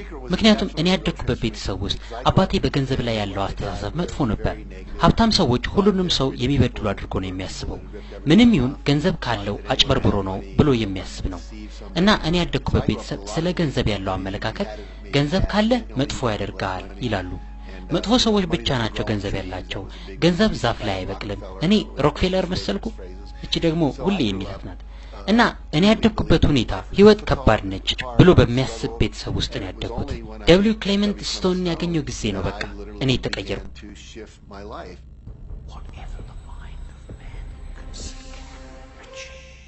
ከስቶን ጋር ስሰራ ታቅሜ በላይ የሆነ ግብ እንዳስቀምጥ ነገረኝ።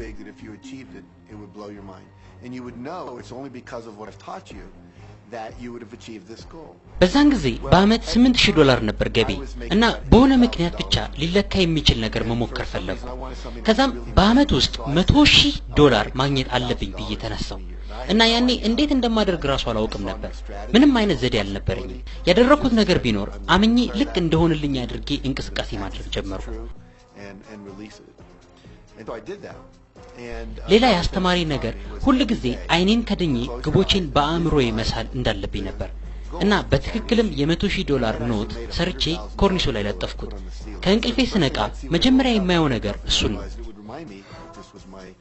ከዛም አይኔን ከድንና ይህ $100,000 ሲኖረኝ ብዬ ማሰብ ጀመራለሁ። ከዛም ለ30 ቀን ያህል ምንም የሚስብ ነገር አልተፈጠረም።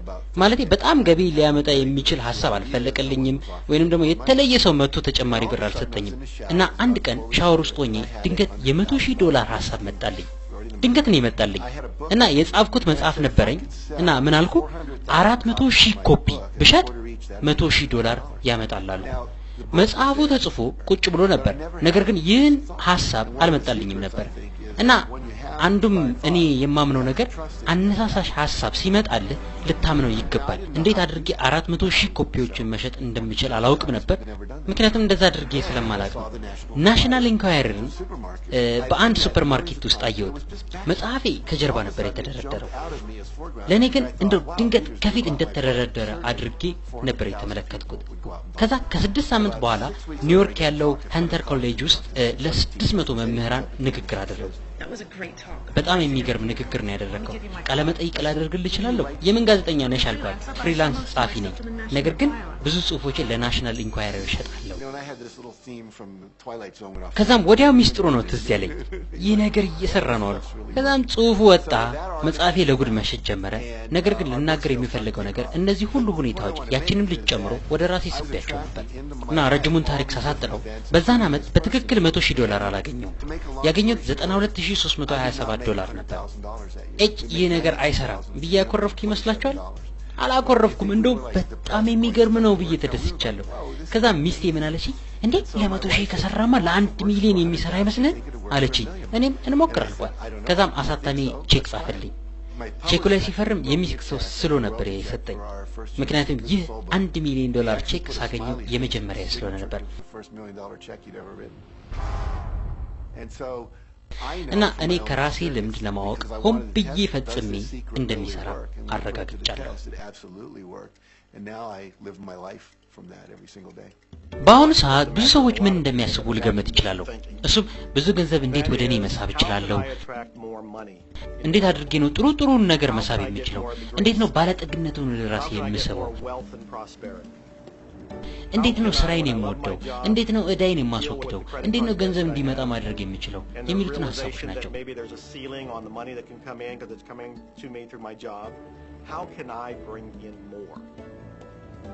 ፈልጉት። በቃ ቅድም የተነጋገርነው ነገር እንደገና ወደ ኋላ ሄደን መመልከት ነው። የእናንተ ስራ የምትፈልጉትን ነገር መምረጥና ማወጅ ብቻ ነው። እሺ ገንዘብ ከሆነ የምትፈልጉት ምን ያህል እንደምትፈልጉ ተናገሩ። እኔ የምፈልገው $25,000 ነው፣ አሊያም ያልጠበቁትን ገንዘብ በሚቀጥሉት 30 ቀኖች ውስጥ ማግኘት እፈልጋለሁ በሉ። ብቻ የምትጠሩት ገንዘብ ለራሳችሁ የሚታመን ነው። ብዙ ሰዎች ከዕዳ የመውጣት ግብ አላቸው። ይህ ዓላማ ሁል ጊዜ ዕዳ ውስጥ እንድትኖሩ ነው የሚያደርጋችሁ። የምታስቡትን ነገር ሁሉ ወደ ራሳችሁ ትስባላችሁ። እናንተ ከዕዳ መውጣት ነው የምትሉት። እኔ ከዕዳ መውጣት መግባት ብትሉ አያገባኝም። ዕዳ የሚባለውን ካሰባችሁ ብዙ ዕዳ ነው ወደ ራሳችሁ የምትስቡት። አውቶማቲካሊ ዕዳ የሚከፍል ፕሮግራም ስሩና እናንተ ባለጸግነት ላይ ሐሳባችሁን አኖሩ። ብዙ ጊዜ ሰዎች በሚቀጥለው ዓመት ገቢን እጥፍ ማድረግ እፈልጋለሁ ይሉኛል። ከዛም የሚሰሩትን ስራ ስታዩ ግን ገቢያቸውን እጥፍ የሚያደርግ ስራ አይሰሩም። ከዛም ዞር ይሉና ይሄማ ከአቅሜ በላይ ነው ይላሉ። ታዲያ ምን የሚፈጠር ይመስላችኋል? ትልቁም ኃይል ፍላጎትህ ለእኔ ትእዛዝ ነው ብሎ ማድረጉን ያቆማል።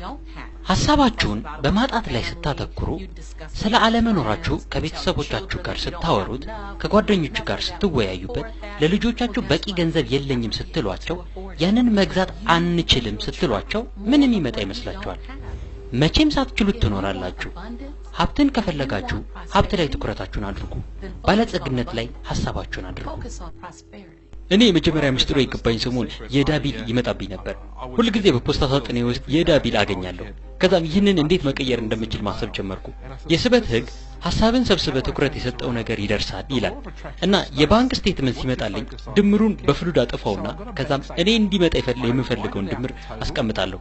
ከዛም በፖስታ ሳጥኔ ውስጥ ለምን ቼክ ሲመጣ በአይምሮ ያላስብም አልኩ። ከዛም ማሰብ ጀመርኩ። በአንድ ወር ጊዜ ውስጥ ነገሮች ሁሉ መለወጥ ጀመሩ። በጣም የሚገርም ነው። ዛሬ በፖስታ ሳጥኔ ውስጥ ቼኮች ብቻ ነው የሚመጡት። ጥቂት የሚባሉ የዕዳ ቢሎች ይመጣሉ፣ ግን የቼኮቹ በጣም ይበዛል። እኔ ያደግኩት ገንዘብ ለማግኘት በጣም መስራት አለብህ በሚል አካባቢ ውስጥ ነበር እና ይህንን አባባል ገንዘብ በቀላሉና በተደጋጋሚ የሚመጣ ነው በሚል አባባል ተካው። መጀመሪያ ላይ ራሴን እየዋሸ ይመስላል አይደል? ጭንቅላታችሁ ውስጥ ያለ አንድ አካል ትሽ አንቺ ውሸታ ይከብዳል ይላል። ይህንን ቀላል የቴኒስ ጨዋታ ልታውቁት ይገባል። ባለጠግነት ስንመለከተው በአእምሮ ያስቀመጥነው ነገር ነው። አንድ ላንድ በሚደረግ የምክር አገልግሎቴ ላይ ደንበኞቼን ስመክራቸው 80% የሚሆነው ምክሬ አስተሳሰባቸውን ማሳመር እንዳለባቸው ነው እና ይህንን የሚመለከቱ ሰዎች ደግሞ አንቺ ትችያለሽ እኔ አልችልም እንደሚለው አውቃለሁ። ማንኛውም ሰው ከገንዘብ ጋር ያለውን የውስጥ ግንኙነትና ንግግር መለወጥ ይችላል። ብዙ ሰዎች አውቃለሁ በጣም ብዙ ብር ያላቸው፣ ነገር ግን የትዳር ግንኙነታቸው በጣም የሚያስጠላ። ይህ ባለጠግነት አይደለም። ገንዘብ ብላችሁ ሄዳችሁ ሀብታም ልትሆኑ ትችላላችሁ፣ ነገር ግን ይህ ባለጠግነትን ይገልጻል ማለት አይደለም። ገንዘብ የባለጠግነት አንዱ መገለጫ አይደለም እያልኩ አይደለም፣ በእርግጥ ነው። ነገር ግን እሱ አንዱ ክፍል ብቻ ነው። ሌላው ደግሞ ብዙ መንፈሳዊ የሆኑ ሰዎችን አገኛለሁ ሁሉ ጊዜ ታማሚና ደሆች ሆነው። ይህም ባለጠግነት አይደለም። ህይወት በሁሉም በኩል የተሟላች መሆን አለባት። በሰለጠነው ዓለም ውስጥ የሚኖሩ ብዙ ሰዎች ስኬትን ይፈልጋሉ፣ ቤት ይፈልጋሉ፣ ትልቅ ቢዝነስ ይፈልጋሉ፣ ውጫዊ የሆኑ ነገሮችን ሁሉ ይፈልጋሉ። በጥናታችን ነገሮችን ማግኘት የምንፈልገውን ነገር ለማግኘት ማረጋገጫ አይደሉም። ለምሳሌ ደስታ። እነኚህ ውጫዊ የሆኑ ነገሮች ደስታ ያመጡልናል ብለን ለማግኘት እንሄዳለን። ነገር ግን ይህ ኋላ ቀርነት ነው። ይልቅ ወደ ውስጣችሁ ሄዳችሁ የውስጥ ደስታን፣ የውስጥ ሰላምንና የውስጥ ራዕይን ፈልጉ። ከዛም ሁሉም ውጫዊ ነገሮች መምጣት ይጀምራሉ።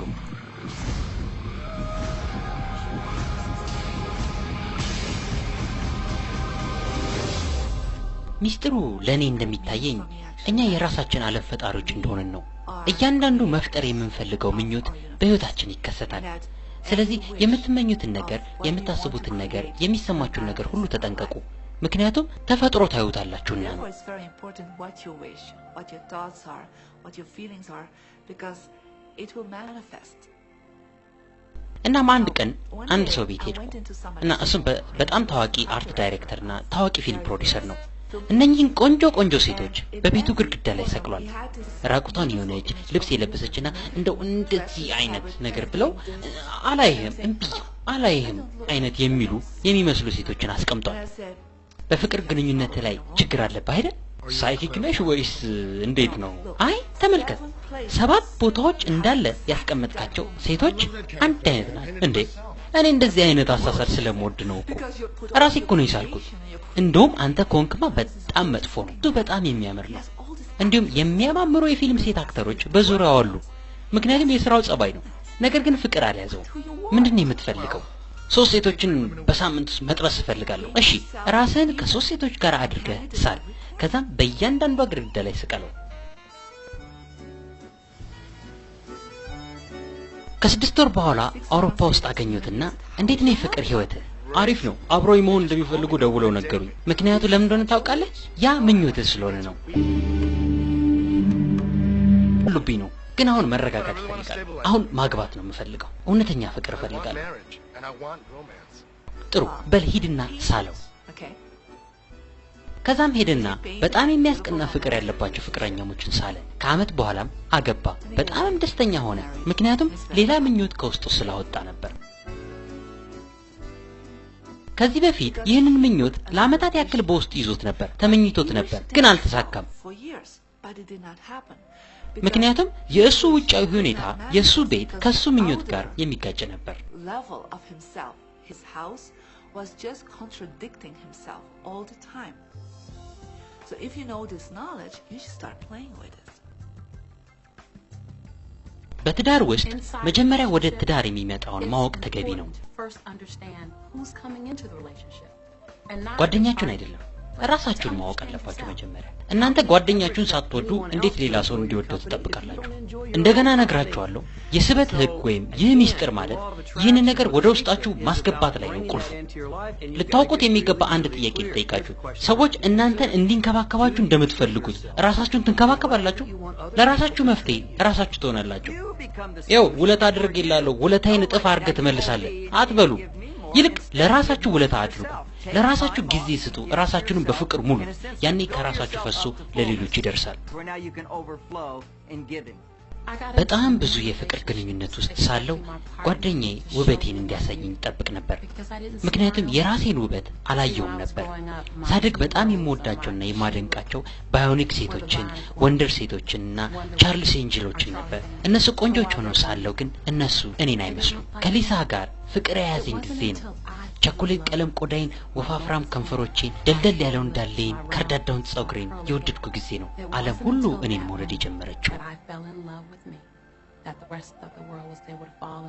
አንተን ትልቅ የሚያደርግ ነገር አንድ ነገር አለ እኔ ራሴን ለ44 አመት አጥንቻለሁ ራሴን መሳም ነው የሚፈልገው ምክንያቱም ራሳችሁን መውደድ አለባችሁ እኔ ስለ መጥፎ ራስ ወዳድነት አይደለም የማወራው እኔ የማወራው ጤናማ የሆነ ራስን የማክበር ሁኔታ ነው ታዲያ ራሳችሁን መውደድ ስትጀምሩ ሌሎችን መውደድ ትጀምራላችሁ በማህበራዊ ኑሮ ውስጥ ስንሆን ብዙ ጊዜ ሌሎችን እናማርራለን የሥራ ባልደረቦቼ ጋር አብሮ መስራት አይቻልም ባሌ በጣም ያበሳጭኛል ልጆቼ በጣም ሰነፎች ናቸው ሁሌም ሌሎች ላይ ትኩረት ሰጥተን እንናገራለን ማህበራዊ ኑሮአችሁ በደንብ እንዲሳካ ከፈለጋችሁ የምታደንቁት ነገሮቻቸው ላይ ትኩረት ሰጥታችሁ ቆዩ ስለዛ ሰው የምትጠሉት ነገር ላይ ሳይሆን የምታደንቁትን ነገር ላይ አተኩሩ የምንጠላውን ነገር የምናማርር ከሆነ እነኛ የምንጠላቸው ነገሮች ናቸው እየሳብን ያለነው በጣም መጥፎ የትዳር ግንኙነት ይያላችሁ ቢሆንም እንኳን ነገሮች ሁሉ ተበላሽተው ከፊታችሁ እንኳን ማንንም እንዲቆምና እንዲያናግራችሁ በማትፈልጉበት ሰዓት እንኳን ነገሮችን መለወጥ ትችላላችሁ You still can turn that relationship around. ለሚቀጥሉት 30 ቀናት በቀን አንድ ጊዜ ብጣሽ ወረቀት እየያዛችሁ ስለዛ ሰው የምታደንቁትን ነገር ሁሉ ጻፉ ለምን እነሱ እንደወደዳችኋቸው አስቡ አጫዋታቸውን ታደንቃላችሁ ድጋፍ ሰጭነታቸውን ትወዳላችሁ እነዚህ ነገሮች ላይ ትኩረት ሰጥታችሁ ስታደንቁ ይህ ነገር በስቶ ታገኙታላችሁ ከዛ ችግሩም ቀስ ብሎ ይወገዳል የፈለገ ብንጥር ሌሎች ሰዎችን መቆጣጠር አንችልም። ባል ለምሳሌ ተናዶ ሲመጣ So what you'll find is if somebody's come home in a bad mood, ምናልባት ሚስት ደግሞ ከጓደኞቿ ጋር በደስታ ውስጥ ልትሆን ትችላለች። በስበት ሕግ መንገድ የራሳችንን ደስታ መፍጠር እንችላለን። ብዙ ጊዜ ሌሎች ሰዎች የኛን ደስታ እንዲፈጥሩ እድሉን እንሰጣቸዋለን። እናም ብዙ ጊዜ እኛ እንደምንፈልገው ሳያስደስቱን ይቀራሉ። ለምን? ምክንያቱም አንድ ሰው ብቻ ነው የእናንተን ደስታ ሊፈጥር የሚችለው። እሱም እናንተው ራሳችሁ ናችሁ። ወላጆችም ቢሆኑ ልጆችም ቢሆኑ ባለም ሚስትም ቢሆኑ የእናንተን ደስታ መፍጠር አይችሉም።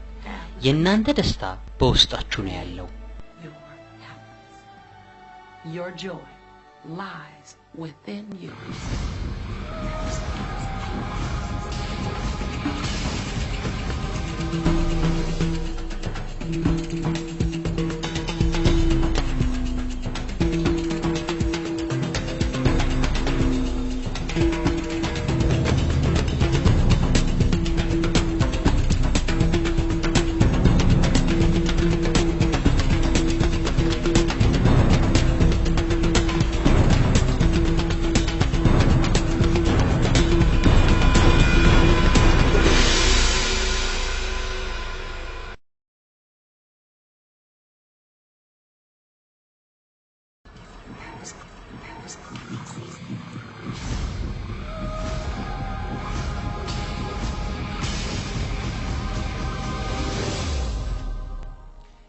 የኛ የሰውነት አቋም ያስተሳሰባችን ውጤት መሆኑን መገንዘብ ይኖርብናል። በሜዲካል ሳይንስ ውስጥ የተረዳነው ነገር ያስተሳሰባችን ደረጃ የሰውነታችንን አቋም፣ ክፍሎች እንዲሁም ተግባር በትክክል ተጽዕኖ እንደሚያሳድርበት ነው።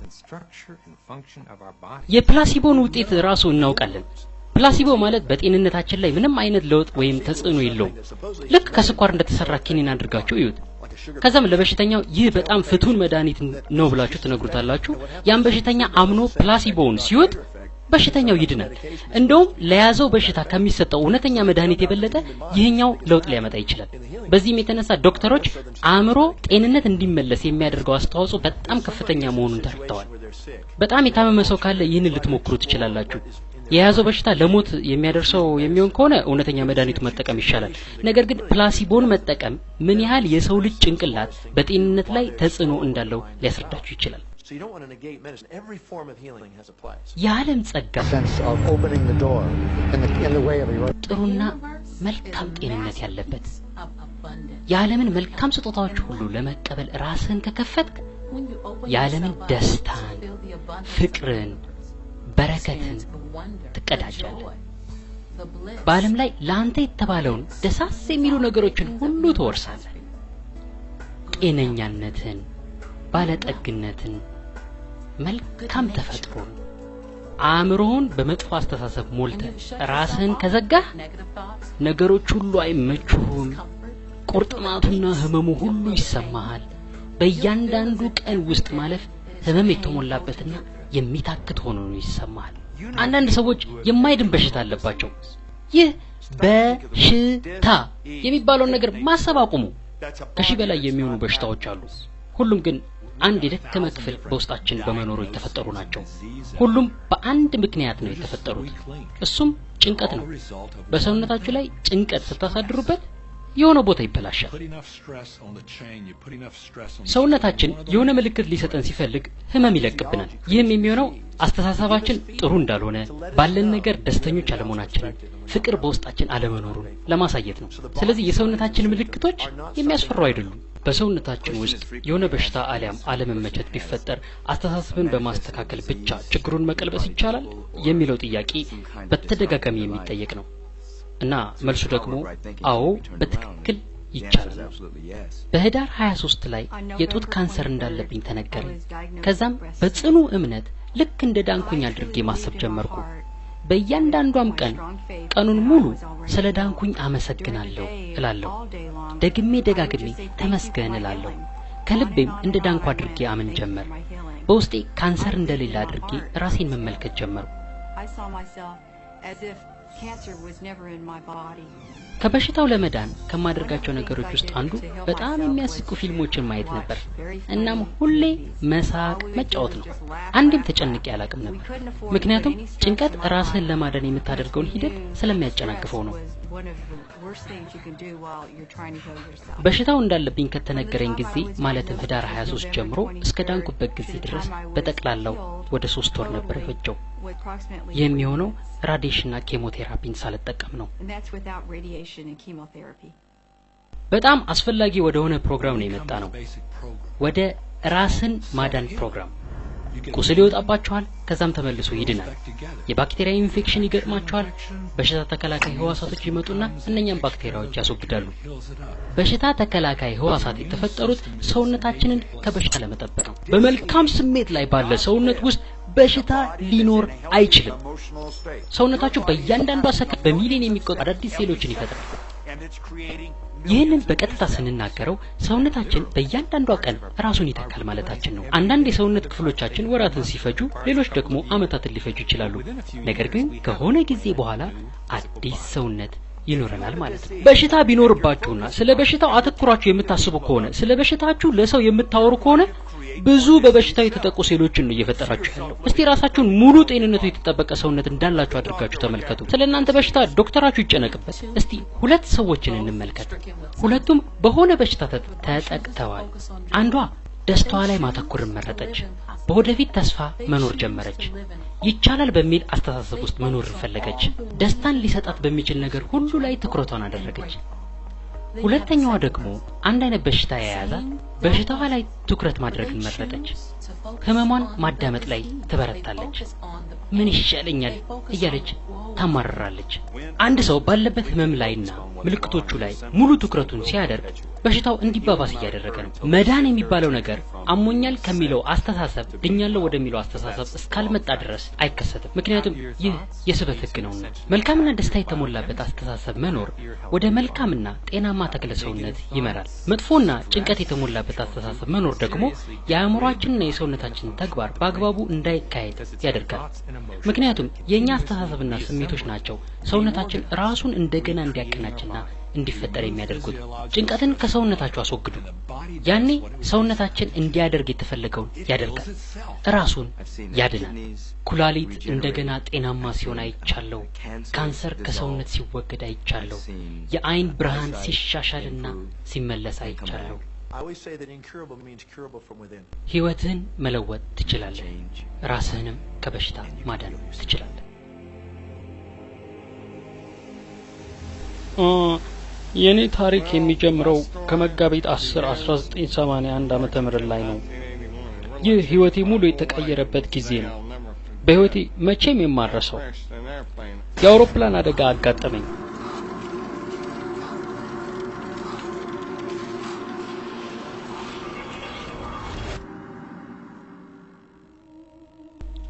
ፓራላይዝድ ሆኜ ለአልጋ ቁራኛነት በቃው።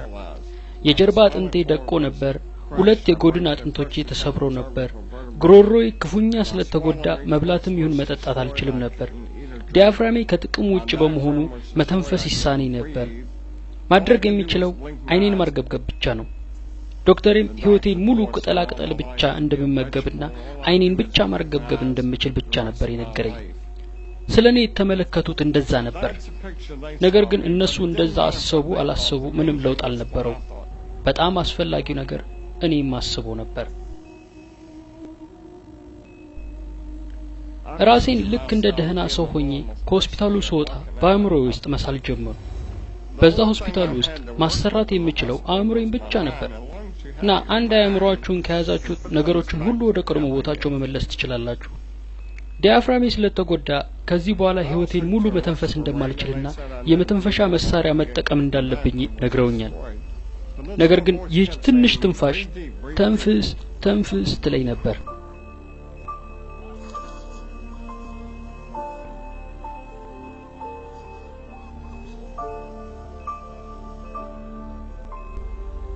በመጨረሻ መሳሪያው ተነቀለልኝ። ሁሉም የሚሉት ጠፍቷቸው ነበር። ሊረብሸኝ የሚችልና ግቤንና ራእዬን ሊያሰናክል የሚችል ነገር ምንም ነገር ወደ አእምሮዬ እንዲመጣ አልፈቀድኩም።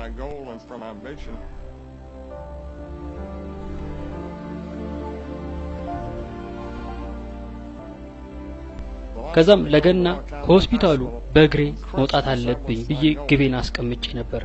ያ ዓላማዬ ነበር።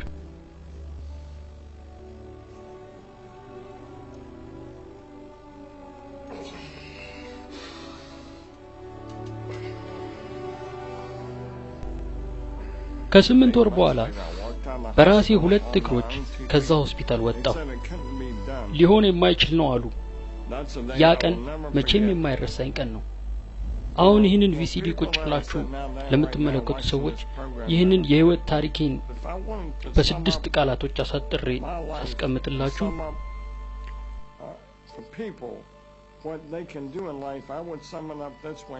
ሰው የሚሆነው የሚያስበውንና የሚያመሰግነውን ነው።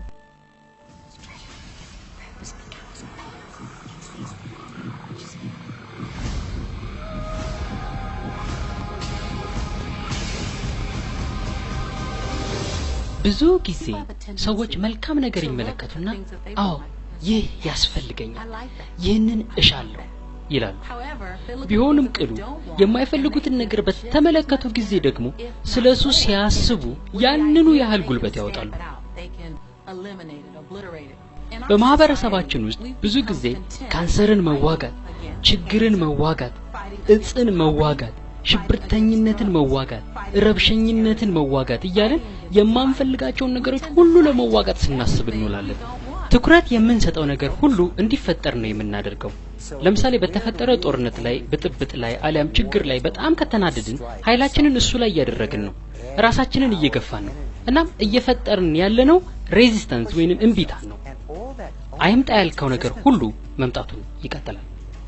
አይምጣ ያልከው ነገር ሁሉ መምጣቱን ይቀጥላል። ምክንያቱም አንተ አንድን ነገር አይምጣ ስትል እምቢየው ስለሚያበሳጨኝ አልፈልግም፣ አሁን እየተሰማኝ ያለውን ስሜት አልፈልግም ብትል ይህንን ኃይለኛ ስሜት እየረጨህ ነው። ከዛም ያ ሁኔታ እየገሰገሰ ወደ አንተ ይመጣል። ሱሶችን መዋጋት ብለን ስንንቀሳቀስ ብዙ ሱሶችን ነው እየፈጠርን ያለነው። ምክንያቱም የማንፈልገው ነገር ላይ ትኩረት ስለሰጠን ነው። እስቲ አስቡት፣ ያለብን ችግሮች ላይ ሁሉ ይህን ያህል ኃይላችንን ማፍሰሳችን ትርጉሙ ምን ላይ? ይልቅ መተማመን ላይ ኃይላችንን ብናፈስ፣ ፍቅር ላይ፣ ትምህርት ላይ፣ ሰላም ላይ ኃይላችንን ብናፈስ ይሻላል። ማዘር ትሬዛ በጣም ብልጥ ነበረች። ሰላምን የሚሰብክ እንቅስቃሴ ካላችሁ ጥሩኝ ልሳተፍ፣ ጦርነትን የማስቆም እንቅስቃሴ ላይ ግን መሳተፍ አልፈልግም ነበር ያለችው። ገብቷት ነበር ማለት ነው። ሚስጥሩ ገብቷታል ማለት ለዓለም ማሳየት የፈለገችውን እስቲ ተመልከቱት።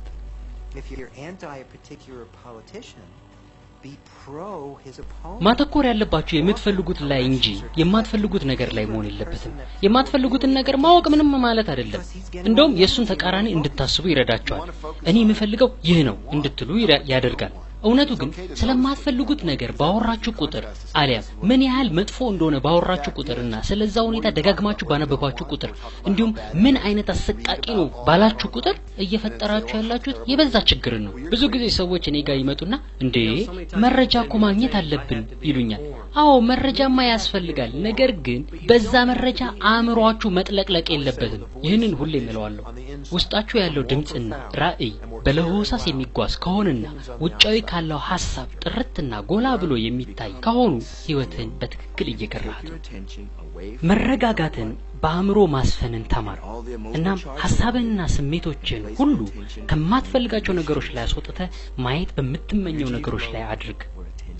ሐሳብ ሁሉ በፈሰሰበት ኃይልም ይፈሳል። ዓለምን የመቀየር ስራ ያንተ አሊያም ባንተ ዙሪያ ያሉ ሰዎች ስራ አይደለም።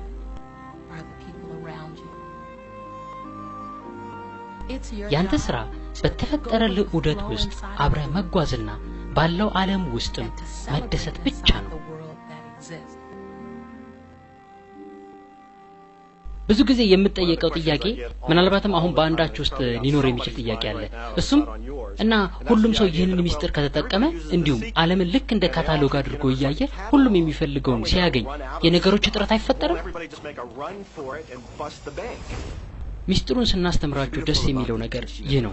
ነገሮች ሁሉ ለሁሉም እንዲበቁ ተደርገው ነው የተፈጠሩት። አንድ ውሸት አለ በሰዎች አእምሮ ውስጥ ልክ እንደ ቫይረስ ሆኖ የተቀመጠ። ይህም ውሸት በዚህች ዓለም ላይ ጥሩ ነገር ያልቃል፣ በቂ የሚሆን የለም የሚል ነው። እጥረት አለ፣ ውስን ነው፣ በቂ አይደለም ተብለናል። በዚህም ውሸት ሰው በፍርሃት በስግብግብነትና በመቀኝነት እንዲኖር አድርጎታል። ይህም ፍርሃት ስግብግብነትና እጥረት አለ የሚለው አስተሳሰብ የህይወታችን ዕጣ ፈንታ ሆኗል። ስለዚህም ዓለምም የቅዠት ኪኒን የወሰደች ይመስል እየቃዠች ነው። እውነቱ ግን ነገር ሁሉ ከበቂ በላይ አለ። የፈጠራ ሐሳቦች ከበቂ በላይ አሉ። ከበቂ በላይ ኃይል አለ። ከበቂ በላይ ፍቅር አለ። ከበቂ በላይ ደስታ አለ። ይህ ሁሉ ግን ሊኖር የሚችለው ተፈጥሮ ከበቂ በላይ መሆኗንና መትረፍረፏን ያመነ አይምሮ ሲኖር ብቻ ነው። በዚች ምድር ላይ ያለፈ ትልቅ መምህር ሁሉ ህይወት የተትረፈረፈች መሆኗን አስተምሯል። የማይተኩ ማዕድናት እያለቁ ነው ሲባል ያ ማዕድን የሚሰራውን ሊሰራ የሚችል ሌላ ማዕድን ይገኛል እና እጥረት አለ ብንልም ያንን ያልነው አይናችንን በደንብ ከፍተን በዙሪያችን ያለን ነገር ሁሉ ስላልተመለከትን ነው። እያንዳንዱ ሰው ከልቡ መኖር ሲጀምርና ወደሚፈልገው ነገር ሲጓዝ ሁሉም አንድ አይነት ነገር ላይ ብቻ አይሄድም።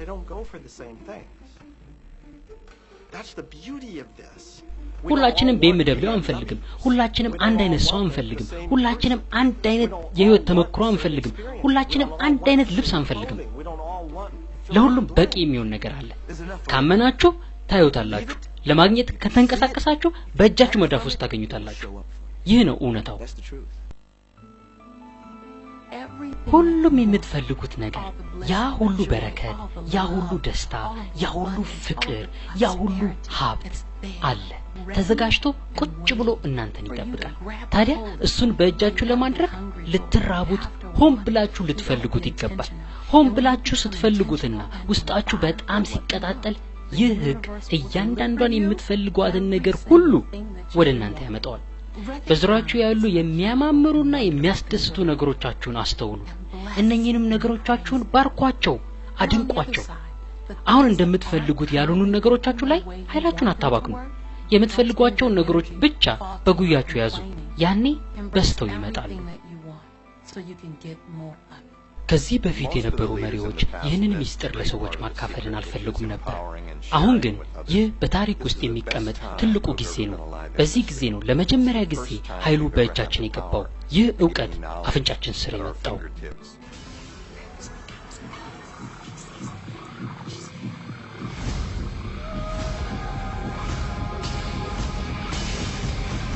በእኛ ዙሪያ ያሉ ነገሮችን የራሳችንን ሰውነት ጨምሮ ብንመለከት የምናየው ጥቂቱን ነገር ብቻ ነው። እስቲ ይህንን ነገር አድርጉ። እጃችሁን አንስታችሁ ተመልከቱ። እጃችሁ ጠጣር ይመስላል፣ ነገር ግን አይደለም። እጃችሁን በትክክለኛ ማይክሮስኮፕ ስር ብታደርጉት በጣም ብዙ ኃይል ሲርገበገብ ትመለከታላችሁ። ሁሉም ነገሮች እጃችሁም ቢሆን ሐይቅም ቢሆን ኮከብም ቢሆን ፍጹም አንድ አይነት ከሆነ ነገር ነው የተሰሩት። ሁሉም ነገር ኃይል ነው። ይህን እስቲ እንዲገባችሁ በቀላሉ ላስረዳችሁ። መጀመሪያ ህዋ አለ፣ ከዛ ጋላክሲ አለ፣ ከዛ የኛ ፕላኔት አለች፣ ከዛም የሰው አካል አለ፣ ከዛ በውስጡ ደግሞ የተለያዩ የብልቶች ስርዓት አለ። በዚህም ብልት ውስጥ ሴሎች አሉ፣ ከዛም ሞለኪውል፣ ከዛም አተሞች አሉ፣ ከዛም ኃይል አለ። ስለዚህ ገና ልናወራ የምንችለው ብዙ ደረጃዎች አሉ። በህዋ ውስጥ ያለ ነገር ሁሉ ኃይል ነው። የትም ሀገር ሁኑ በውስጣችሁ አንድን ከተማ ለሳምንት ያህል የመብራት ኃይል ሊሰጥ የሚችል የታመቀ ኃይል አላችሁ። ብዙ ሰዎች ራሳቸውን በዚህ ሟች የሆነ ሰውነታቸውን ተመልክተው ራሳቸውን ይገምታሉ። እናንተ ወሰን የሌላችሁ ናችሁ። ማለት ራሳችሁን በማይክሮስኮፕ ብትመለከቱ ራሳችሁ ኃይል መሆናችሁን ታውቃላችሁ። ስለ ኃይል የምናውቀው ይህን ነው። ወደ አንድ ኳንተም ፊዚስት ሄዳችሁ ዓለምን የፈጠረው ምንድነው ብትሉት ኃይል ነው ይላችኋል። ኃይል ምንድነው ብትሉት ኃይል ማለት ሊፈጠርም ሊጠፋም የማይችል ድሮም የነበረ እና ሁሌም ለዘላለም የሚኖር ይላችኋል። እሺ ጥሩ። መንፈሳዊ ወደ ሆነ ሰው ደግሞ ሄዳችሁ ዓለምን ሁሉ ማን ፈጠረው ብላችሁ ብትጠይቁት እግዚአብሔር ነው ይላችኋል። እሱ ምንድነው ብትሉት ሊጠፋም ሊፈጠርም የማይችል ድሮም የነበረና ሁሌም ለዘላለም የሚኖር ይላችኋል። ተመልከቱ፣ የተለያዩ ነገሮችን በአንድ አይነት መንገድ ስንተረጉሙ። ስለዚህ ራሳችሁን በለበሳችሁት ስጋ የምትገምቱ ከሆነ አስተሳሰባችሁን አስተካክሉ። እናንተ መንፈሳዊ ፍጡሮች ናችሁ። ውስጣችሁ በኃይለኛ የኃይል ምህዋር የተከበባችሁ ናችሁ። አንመለከተውም እንጂ ሁላችንም አንዱ ከአንዱ ጋር የተገናኘን ነው። ከዚህ የወጣ ወይም እዚህ ውስጥ የምንለው ነገር የለም። ሁሉም የተገናኘ ነው። በአንድ ኃይል ተቆራኝተናል። ብዙ ጊዜ መንፈሳችንን ይዞ ባለውና አካል ብለን በምንጠራው ነገር እንሳሳታለን። መንፈሳችሁ ደግሞ በጣም ትልቅ ነው ቤት ይሞላል እናንተ ዘላለማዊ የሆነ ህይወት አላችሁ የኃይልም ምንጭ ናችሁ ፍጹማን ትሆኑ ዘንድ በአምላክ አምሳያ የተፈጠራችሁ ናችሁ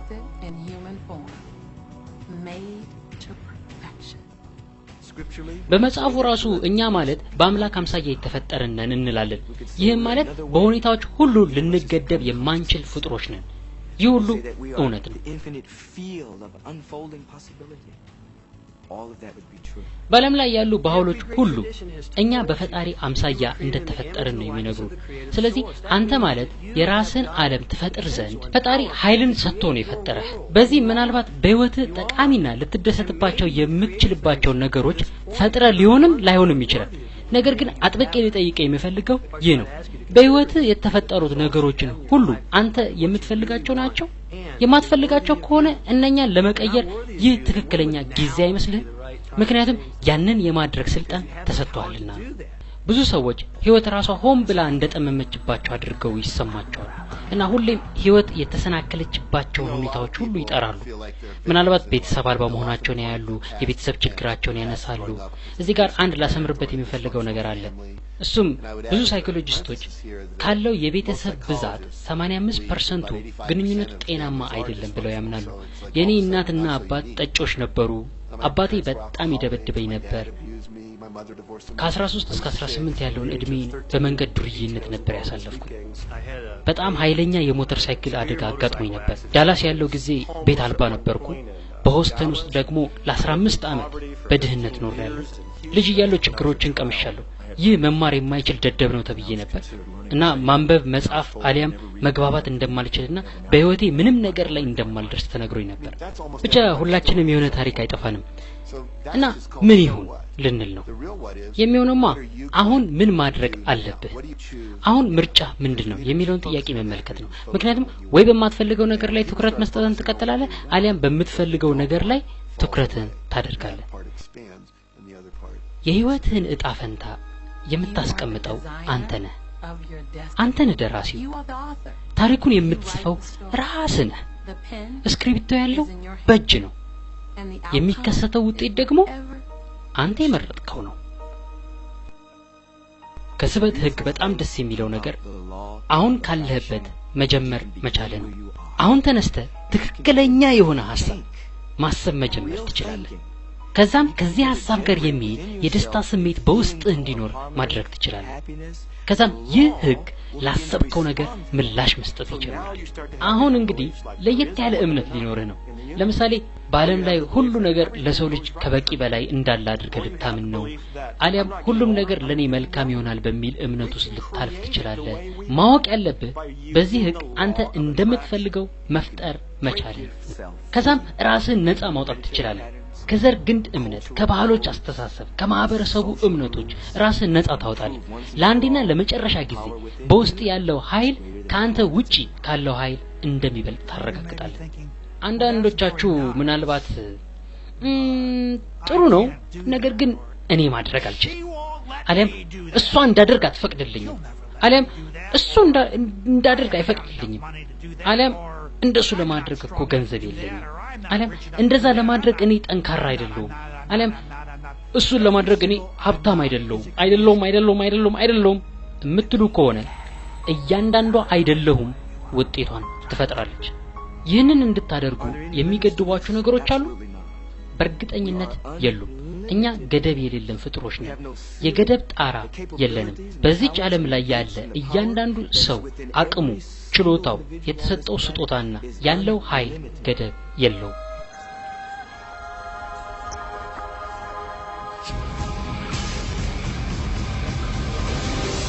በሰማይ ላይ ፈጣሪ ያንተን ዓላማና ግብ የጻፈበት ጥቁር ሰሌዳ የለም የእያንዳንዳችን ስም እየተጻፈ ለምሳሌ ኒል ዶናልድ ዋሽ ቆንጆ ሰው በአንደኛው ክፍለ ዘመን መጀመሪያ ላይ የኖረ ብሎ ከዛ ዳሽ እና ማድረግ ያለብኝ እዚህ ምን እንደማደርግ እዚህ ለምን እንደመጣው ማወቅ ነው ስለዚህ ያንን ጥቁር ሰሌዳ መፈለግ አለብኝ ፈጣሪ ለኔ በትክክል ያስቀመጠውን ነገር መፈለግ አለብኝ ነገር ግን ያ ጥቁር ሰሌዳ የለም። የናንተ ዓላማ ራሳችሁ ለራሳችሁ የሰጣችሁት ዓላማ ነው። ያንተ ተልእኮ አንተ ራስ የሰጠው ተልእኮ ነው። ህይወት የሚሆነው አንተ እንደፈጠርከው ነው እና ማንንም ፊት ቆሞ አሁንም ይሁን ወደፊት አያስቆም። ይህ እንዲገባኝ ብዙ አመት ነበር የፈጀው። ምክንያቱም ሳደግ አንድ ማድረግ ያለብኝ ነገር እንዳለና እሱን ካላደረኩ ደግሞ አምላኬ በእኔ ደስተኛ እንደማይሆን አድርጌ ስለማስብ ነበር። ዋና ዓላማዬ በደስታ መኖርና ደስታን የኑሮዬ አካል ማድረግ መሆኑን ስገነዘብ እኔን ወደ ደስታ የሚከቱኝ ነገሮች ሁሉ ማድረግ ጀመርኩ። አንድ አባባል አለ፣ የማያስደስትህን ነገር አታድርግ።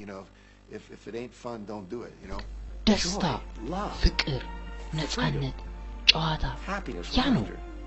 ቁጭ በማለትና ለሰዓታት ስለ አንድ ነገር ማሰብ የሚያስደስታችሁ ከሆነ አድርጉት። ሳንዱች መብላት የሚያስደስታችሁ ከሆነ እሱንም አድርጉት። ድመቴን ሳሻሽ በጣም ነው ደስ የሚለኝ። ተፈጥሮን ስጎበኝ በጣም ደስ ይለኛል። ስለዚህ ሁሌም በዛ ደስታ ውስጥ እንደሆነ አደርጋለሁ። እናም በዛ ሁኔታ ውስጥ ስሆን የማደርገው ነገር ቢኖር ስለመፈልጋቸው ነገሮች ማሰብ ነው። ከዛ የማስበው ነገር ይከሰትልኛል። ስለዚህ የውስጥ ደስታ ለስኬት አስፈላጊ የሆነ ነገር ነው። ጥሩ ስሜት እንዲሰማችሁ የሚያደርጉ ነገሮች ሁሉ ጊዜ ጥሩ ነገሮች ወደ እናንተ እንዲመጡ ያደርጋሉ። ይህንን አሁን እየሰማችሁ ነው። ይህንን ራሱ ወደ እናንተ እንዲመጣ ያደረጋችሁት እናንተው ናችሁ። እና ይህንን ነገር ወስዶ የመጠቀም ምርጫም እንዲሁ የእናንተ ነው። ወስዳችሁ ስትጠቀሙት ጥሩ ስሜት የማይሰማችሁ ከሆነ ተውት። ከውስጥ ፍላጎታችሁ ጋር የሚሄድና የሚያስደስታችሁን ነገር ፈልጉ።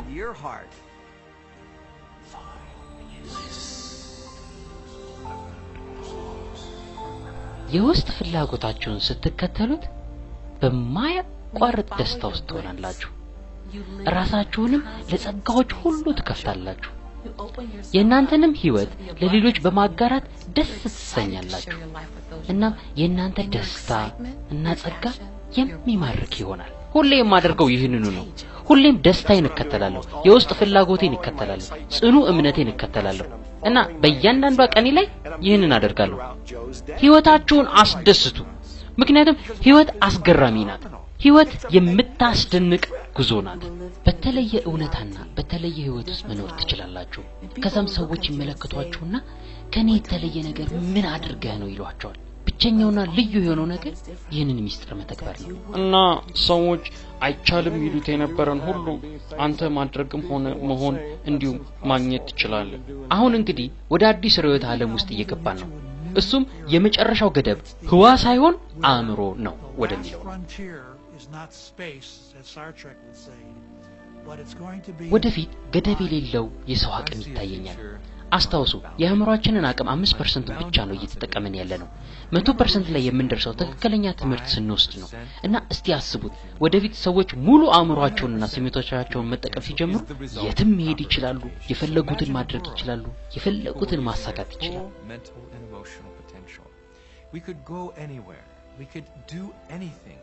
የምትፈልገውን ጥሩ ነገር ሁሉ እንዳለህ አድርገህ ራስን ተመልከት።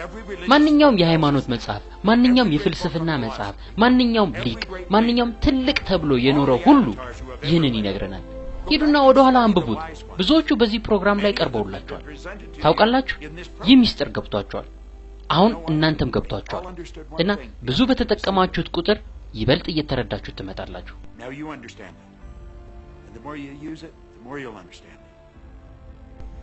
ወደዚህች መንገድ በህይወት አጋጣሚ መጣችኋል። ምክንያቱም አንድ ነገር በውስጣችሁ ልትደሰቱ ይገባችኋል እያላችሁ ነው። የተወለዳችሁት ለዚህ ዓለም አንድ ነገር ለማድረግ ነው። በቀላሉ መሆን የምትችሉትን ሆኖ መገኘት ብቻ በቂ ነው።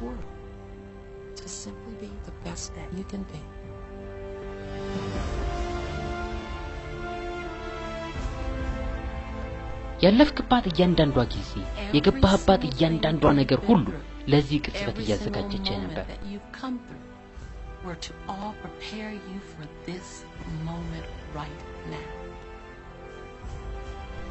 አሁን የራስህን ዕጣ ፈንታ መፍጠር እንደምትችል ተረድተሃል። በዚህ ዕውቀት ከዚህ ቀን ጀምሮ ማድረግ የምትችለው ነገር እስቲ አስበው። እዛ ቦታ ላይ ስትደርስ ምን ታደርጋለህ?